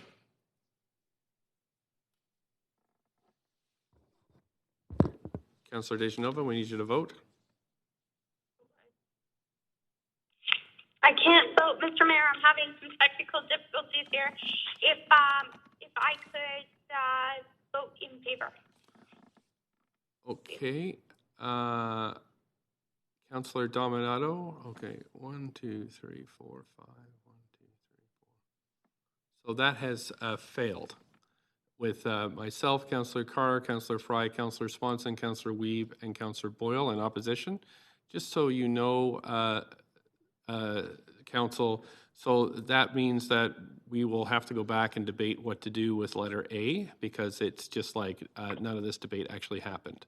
So now, Mr. Mayor, I've missed Councillor Bly. I needed a voter system so I had heard it the other way around, the way you described it there, and if in person, I probably would have flagged it to ask you to repeat what you just said. Okay, I'm sorry. So I wonder if we can consider that. I intended to vote to move this one ahead to the next step. So I guess I should have voted in opposition, not in favor. Okay, just 1 second. I'm going to check with clerks here what we do. Okay, So, Councillor Bly, we'd have to reconsider to vote to change it. I would say that, it has gone in the direction that you would have supported anyway, but if you'd like to ask for a reconsideration, we could do that. When you say it's gone in the way that my intention was to have report reference A move forward. And that's what's happened. Okay, great, thank you. Okay, thanks. Can we move to the next vote then? Same question on 13B. If you want to kick this decision forward until the 14th, you would vote yes. If you want to make this decision today, as normal, you would vote in opposition. So I'm going to call the vote now. Mr. Mayor, I'm sorry, before you call the vote. Yeah. So that is exact. I think we're saying two things, but in different. So I'm saying I want it to move forward to the public hearing process, the previous vote. You would vote in opposition to this motion. In opposition. Yes. So that's what I was asking for a vote correction on. That's right. Or reconsidering of the vote. Right. Point of parliamentary. Yes, sure. We have called the vote, so we're going to vote now, and then we can come back to parliamentary procedures. Okay, point of privilege. No privilege in the middle of a vote, unless you need a vote assist. Mr. Mayor, I'm just clarifying what we're voting on. Is this a reconsideration? No. It's not a reconsideration. No, this is a vote on 4B. Sorry, 13B. 13B. Okay, thanks.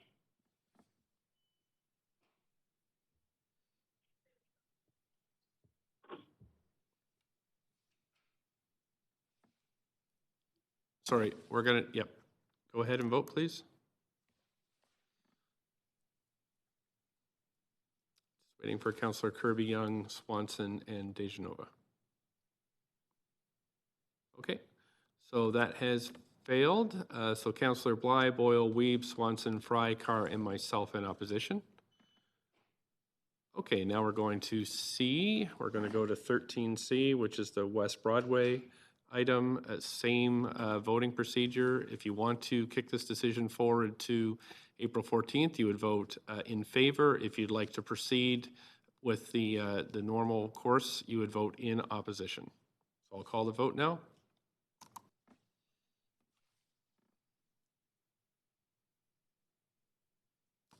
Okay, so that has passed with myself, Councillor Swanson, Councillor Wiebe, and Councillor Boyle voting in opposition. So we'll be reconsidering this referral on April 14th. Now we'll move to the final vote on D.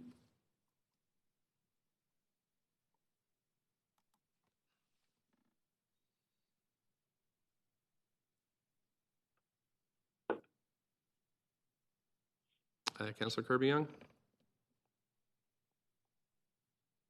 Okay, so that has failed with Councillor Bly, Boyle, Wiebe, Swanson, Fry, Carr, and myself in opposition. So thanks, Council. So where we are now is... Procedure, Mr. Mayor? Yes, Councillor Dejanova? I just had to ask you, you had said that this would be reconsidered on April 14th. I just want to make sure that the vote in the referral for one item passing would not, and for another item failing, would not mean that council did not support the referral. It would be that we didn't support it today. Whatever, people are going to read into this what they read into it, but the fact of the matter is that we are not considering referral today. We are considering referral on April 14th. So that's what happens. Thank you. And we're going to need another motion to extend council so we can get through the bylaws. So moved, Councillor Dejanova. Thank you. We have a seconder for that one. So we want to finish the business here of the regular council before we move in camera. Have a seconder for that? Okay, Councillor Boyle. So all in favor say yay. Yay. Opposed say nay. Yay. Any nays? No. Okay, thank you. So we're extended. So council, we're... Point of parliamentary procedure. Okay. Councillor Carr here. Yes. Go ahead. Great. Yes, thank you. Mr. Mayor, are we not, do we not have to vote on actually referring to public hearing? We do. Okay, so we haven't done that yet. Okay, No, thank you. we've only dealt with Councillor Hardwick's motion. Okay, Great, thank you. so I have Councillor Wiebe on the list, but I think you've disappeared now. Okay, so now we're back to, in terms of A, B, and D, can I have a motion to refer these to public hearing? So moved, Councillor Dushnova. Thank you. Seconder? Seconded, Councillor Wiebe. Seconded, Councillor Wiebe. Thank you. So if you have any debate on these, you can put yourself on the list. Otherwise, we'll call a vote. Councillor Kirby-Yung, I see you on there. Okay, up to 5 minutes, please. Yeah, thank you. I just want to be very clear in sharing. I'm going to vote against referring these to public hearing. The reason I'm doing that is not that I don't want to keep business going as usual, not because I'm not supportive of these particular projects. It's because I feel that we're at the point in time where we need to get clear information out to the public about how the public hearing process is going to work. There's a lot of questions, a lot of assumptions, perhaps some misassumptions out there, and a real need for information.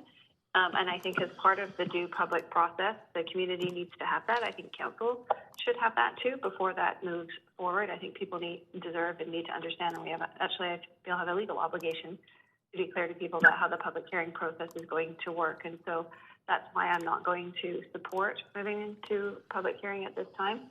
If and when I have further information and more of a comfort level that the public can participate, and we're not feeling that we are precluding that due to the exceptional and extenuating circumstances of COVID, that we can keep people safe and that people can have access online to do that, then certainly I'd be more than happy to support.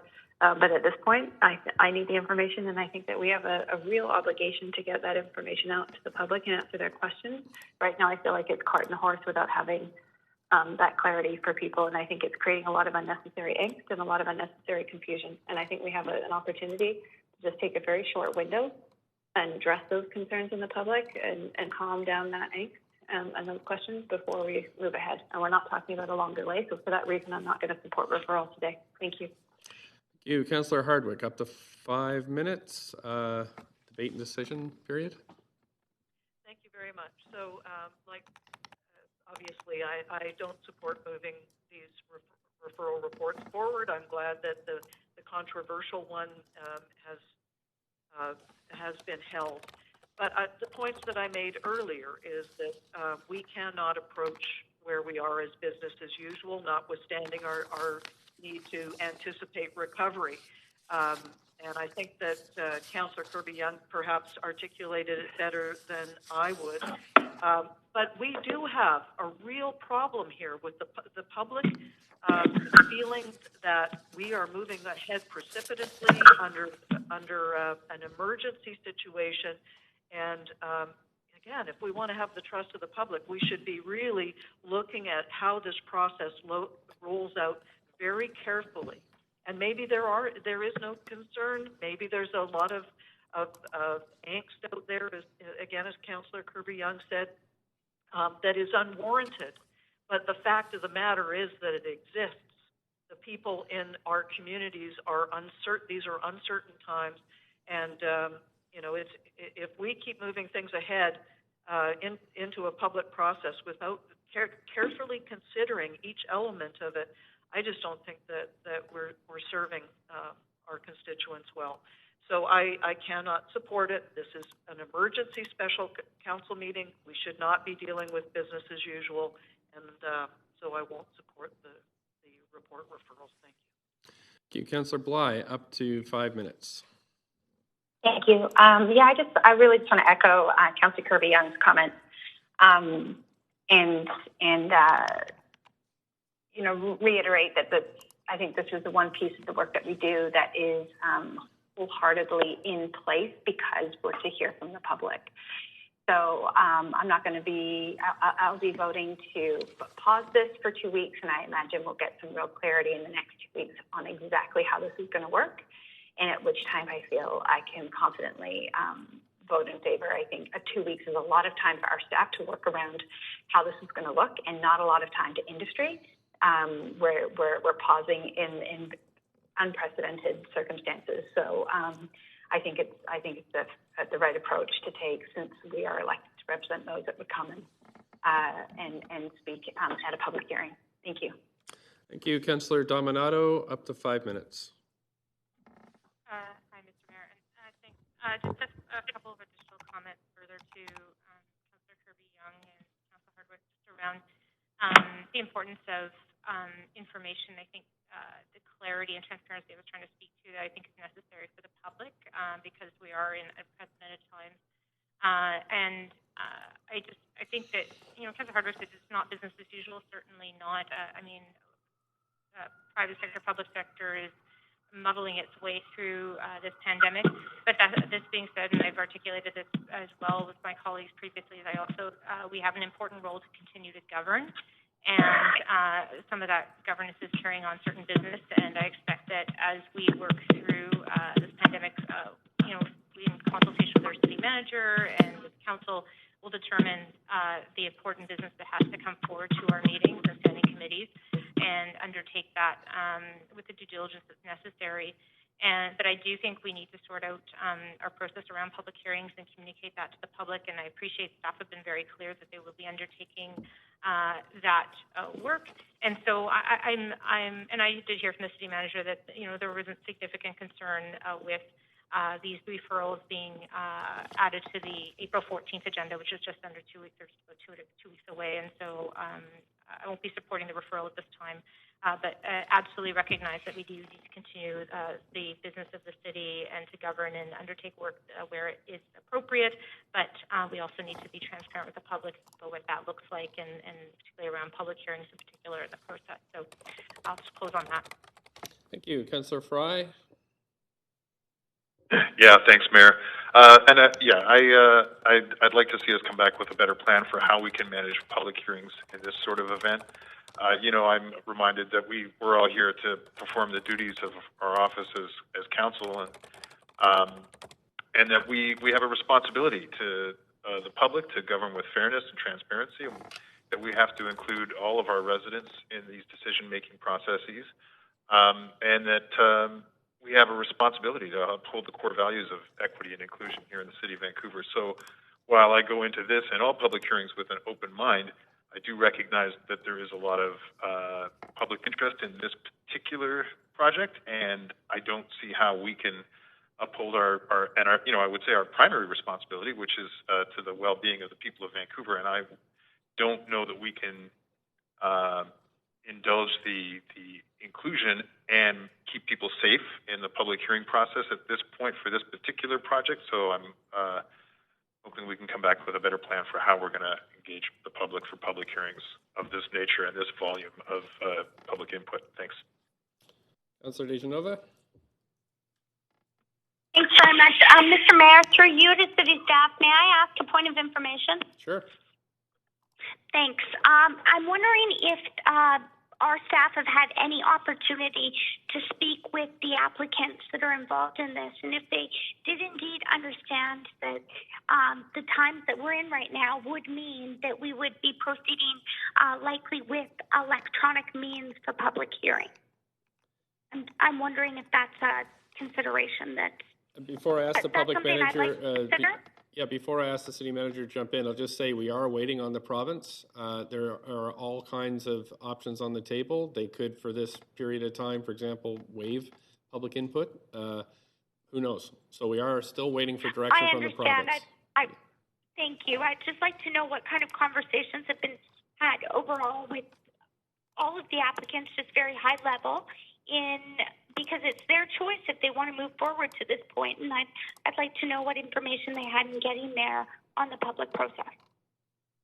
Yeah, this is City Manager. Yeah, thanks. Our staff have talked to some of the applicants, but I guess what I'd say to reiterate some of the points that have been made earlier, and the point that I was trying to make earlier, is that we as staff won't recommend proceeding until we're confident that we can ensure participation of the public and that we can uphold the requirements for the public hearing process. So whether people can engage actively virtually or not, or whether people can come into the chambers or not, like, we're not going to recommend moving forward until we're pretty confident that there's a robust and transparent, equitable process for people to be involved, and that's what we're working toward. And so in some ways, the applicants ideally and the public will have an equal opportunity to participate and to have their projects considered. And the COVID pandemic is really creating many new innovations for how we participate and how we get involved, as we are demonstrating today with this meeting. And so, this could be an opportunity for us to learn some new things in how we do public hearings and engage more people. And that's what we're going to be working to do. Councillor Dejanova? Okay, I'm going to move on to Councillor Carr. Yes, I'm just going to clarify. Some of the comments have left me with a bit of confusion as to exactly what we're voting on, but please confirm that we are voting on referring A, B, and D to public hearing. Is that correct? That is correct. So the next vote we have will be on referring A, B, and D to public hearing, just as we would in a regular council meeting. Yes, thank you. I will be supporting those referrals, and I'm supporting them. Number one, because we were asked as councillors whether or not by senior staff or city manager should we be proceeding with business in specifically around public hearings, and specifically if staff could determine that some items would be not controversial or have very little controversy. So we expressed that to staff, and staff have moved forward, and I am supporting these because I believe these three items, as I said earlier in this this meeting, that these three items, typically similar kinds of items, have had, in my memory, nobody come to speak in city hall chambers to these kinds of six-story and under strata condo development projects in the Canby Corridor this term.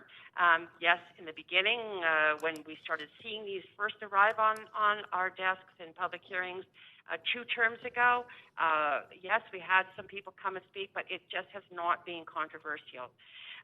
Secondly, that we don't know yet the timing of the next public hearing. But it's very clear from the city manager's comments to questions that staff will be upholding a robust, transparent process where people can come to speak or be able to get their comments into us. I'm reminding all of council that people will be able to write in as per usual, and most of the comments, except for very controversial projects, most of the comments that come into us are in a written format. That will be happening. The public should be assured that's not going to change. The only thing that might change is how they come to speak to us in the council chambers. We don't know, as again, when that public hearing will be set.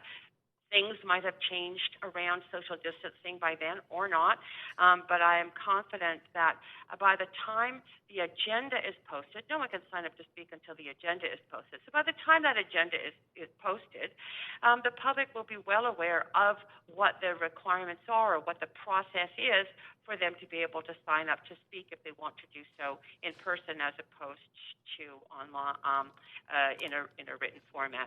And I'm assuming that there will be details around those people who don't have access to internet or those kinds of electronic means of signaling us some opportunities for them. So I'm confident that the public will be well informed of the process in a timely manner, the timeliness of which is related to whenever those items are put on the publicly announced public hearing agenda. Thank you. Councillor Wiebe.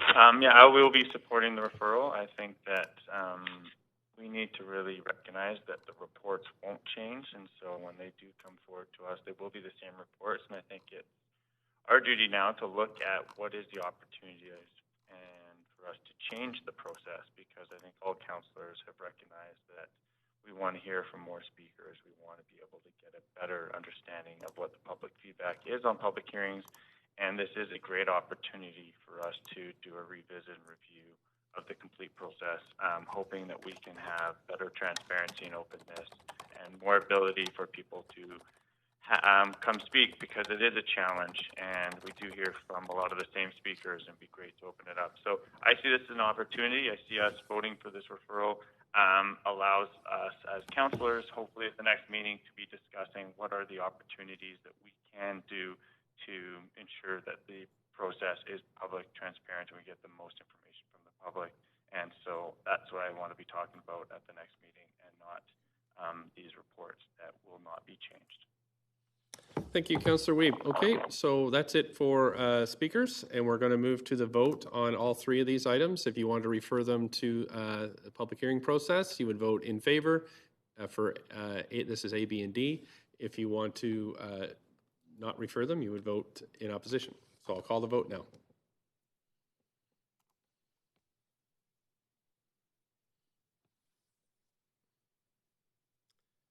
Councillor Kirby-Yung and Councillor Dejanova.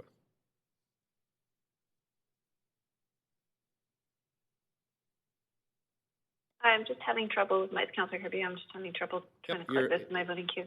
Okay, I think it's worked now. Councillor Dejanova, we don't have you voting.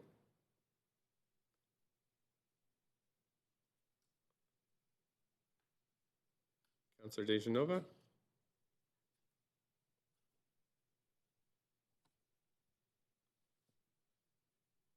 Councillor Dejanova.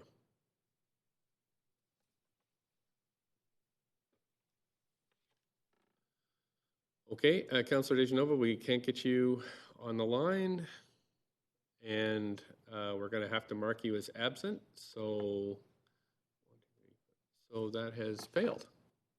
Right. So in opposition, Councillor Kirby-Yung, Bly, Dominato, Hardwick, and Swanson. Those have not been referred. Okay, so Council, I guess those, because they've not been referred, those will all come back at a future council meeting for consideration of referral. Okay, thanks for that, Council. We'll be moving on to the next items, which are the bylaws. Let's see here. Right, so bylaws. We have 11 bylaws on the agenda for consideration by Council, as bylaw 14J has been withdrawn. Council members who are not present for meetings related to public hearings must confirm that they have reviewed the proceedings of the meetings if they wish to vote on enactment. Bylaw 14A is from a public hearing on February 25th. Councillor Bly, you're absent from that portion of the public hearing. Have you reviewed the proceedings, and will you be voting on the enactment? I have, and I will. Okay, thank you. Councillor, 14B is from public hearing on April 2nd. Councillor Hardwick, you were absent for that portion. Have reviewed the proceedings, and will you be voting on the enactment? Yes and yes. Yes and yes, thank you. Councillor 14C is a public hearing on June 5th and will require most of council review, except for Councillor Carr. When I call your names, councillors, can you please advise if you have reviewed the proceedings and if you'll be voting on the enactment? Councillor Bly. I have, and I will. Thank you. Councillor Boyle. Councillor Boyle. Take yourself off mute, perhaps. Okay, move on to Councillor Dejanova. Sorry, this is Councillor Boyle, and I have reviewed and will be voting. Thank you, Councillor Dejanova. Okay, Councillor Dominato.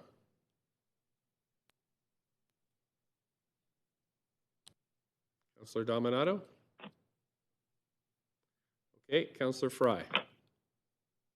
I have and have. Thank you. Councillor Hardwick. Yes and yes. Thank you. Councillor Kirby-Yung. Yes, I have reviewed them. Yes, I will be voting. Thank you. Councillor Swanson. No and no. Thank you. Councillor Wiebe. Councillor Wiebe?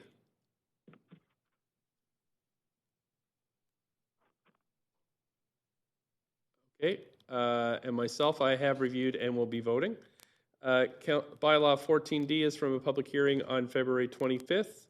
Councillor Bly, you're absent. Have you reviewed and will you be voting? I have, and I will. Thank you. Bylaw 14E from public hearing on November 5th. Councillor Carr, you are absent. Have you reviewed and will you be voting? Yes, and yes. Thank you. Councillor Hardwick. Yes and yes. Thank you. Bylaw 14F is from a public hearing on October 1st. And I'm going to call through a number of councillors and just advise me if you've reviewed and will be voting. Councillor Dejanova.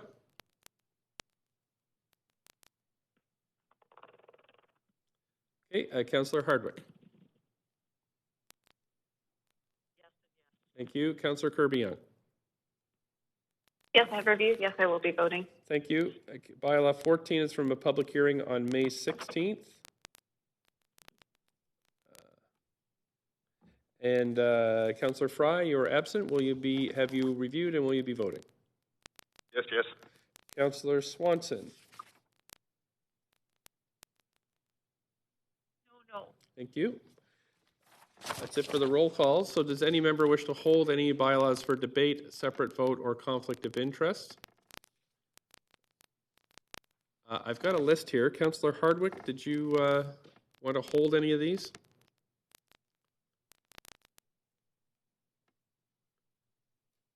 Okay, I'm going to move on to Councillor Dejanova. Sorry, Councillor Hardwick here. I was just trying on behalf of Councillor DeGenova to, she was asking if we could have a recess as she's trying to get back online. So I guess that's a point of parliamentary procedure rather than a comment. I know that she's been having issues.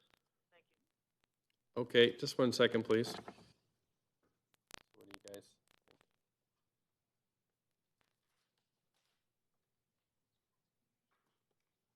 Just 1 second, Council, please.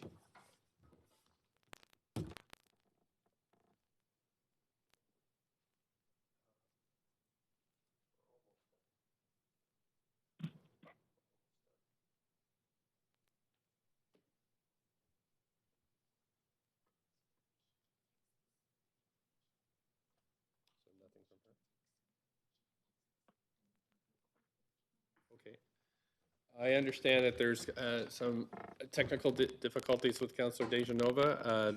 The idea is that she could text the clerk in these circumstances. Otherwise, since we have everybody else, I think we'll just proceed.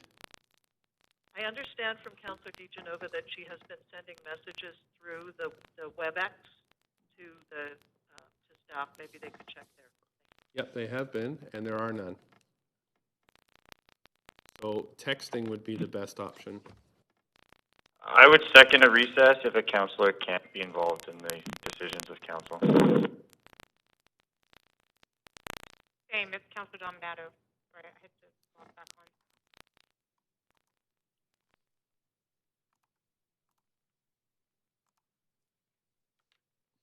Okay. I'm just going to see what the clerk has to say. Okay, so we will take a recess for 5 minutes and we'll check and see what's going on with Councillor Dejanova's vote. So I'll call you back in 5 minutes, Council. Thank you.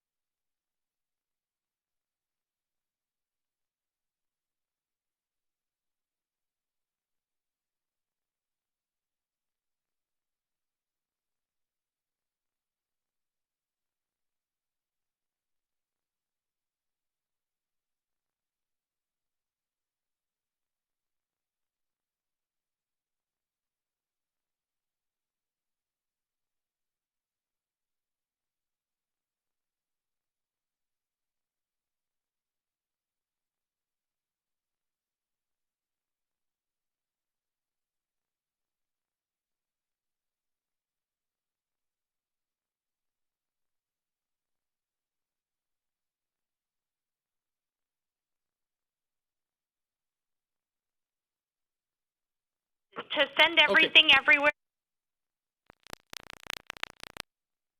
Move on. So I'm not sure where we're at. I cut off just I'm gonna jump in here. So sure, Councillor Dejanova, I'm just gonna. was answering my Hello, question. hello. Yeah, Let's call so, this meeting to order. The City referral manager. vote on City manager. the Canby project City failed manager. because you were. Because I guess because your vote because wasn't. of Hello. the vote count. I'm just gonna. I'm gonna call the meeting to order here. Okay. Thank you. All right. Right. Thank you. So, Councillor Dejanova, I understand you had technical difficulties. We were asking if all the bylaws, going through the roll call, if everybody that had been absent for bylaws had reviewed the information and whether or not they're going to be voted. Yes, I have. Okay, so we'll take that as an affirmative, and now we'll move forward to the votes on the bylaws. And let me just go to the script here. So, would someone like to move the adoption to adopt the motion to adopt bylaws 14A to 14I and bylaws 14K and L? So moved. Seconded. Point of order or procedure, I guess. Yes, Councillor Swanson. Can we exclude the ones that I didn't review? Yes, that's all been recorded, and that's how you'll be. Your vote will not be recorded for those. Okay, good. Thank you.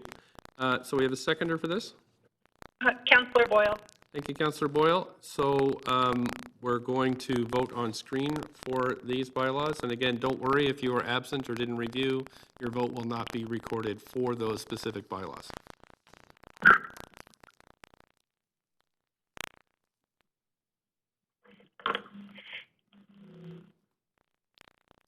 Still waiting for the majority of councillors. Carr, Dejanova, Fry, Hardwick. Could I have, hang on. Thanks to our wonderful staff here. Thank you. I Okay. have our voting Yep. panel up Thank right you. now. Okay, Just great. give me 1 moment. Yeah, thank you. Councillor Carr, Councillor Fry, Councillor Hardwick, Councillor Weeb, Councillor Dominato. On a point of privilege, Mayor, Councilor Dominato. Yep. Sorry, I had to step away just to help my kids. I missed sort of where we're at now with the 5-minute recess. We're voting on the bylaws. Okay, I'm unable to vote on one of the bylaws. Yeah, that's right. So for those ones you said you're unable to vote on, you've been recorded and your vote will not count for that particular bylaw. Otherwise, just vote on the rest of them. Okay, I just wasn't able to review the proceedings, so there was one specifically. So I don't know if we voted on that already or if we're doing that now. We're voting on the whole collection of the bylaws, except for the ones that people indicated they were either were absent for or did not review. Okay, thank you. Thanks. Councillor Carr, Fry, and Dominato still to vote.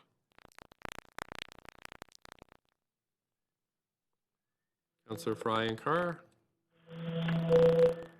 We're going to mark you as absent then. We'll mark you as absent, and those have passed.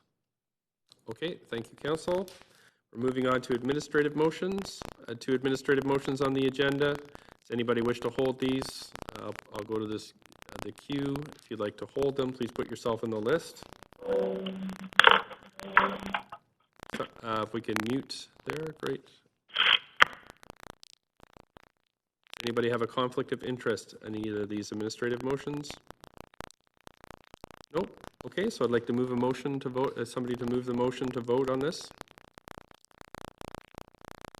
This is Councillor Pai. Okay, thank you. Councillor Young, second. Okay, thank you. Before we go to the vote, Councillor Weeb, I have you on the list. Yeah, just a quick question that hopefully in the future we can get the full report for these two items. Just because currently we're only getting the one paragraph, and I know that talking to staff that there's an opportunity for us to get more background or administrative motions moving forward. Okay, thank you. Councillor Dominato?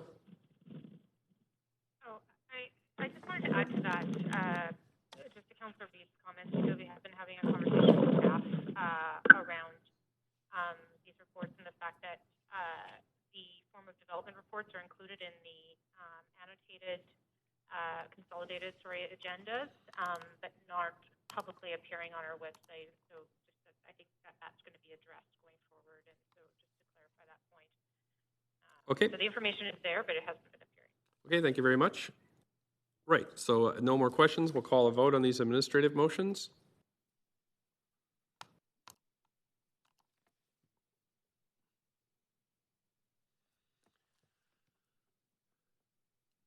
And Councillor Dejanova? Okay, that's passed unanimously. Thank you. One more administrative item. That is item 16, the closure and sale of a portion of road adjacent to 3150 Southeast Marine Drive. Would someone like to move the motion on this one? So moved. Councillor Bly. Thank you, Councillor Bly. Seconder? Second. Councillor Kirby-Yung. Okay, I heard Councillor Swanson there. Councillor Swanson, I have you on the list to speak. Nope. Okay. That's not right. Thank you. Then I'll call the vote on this item.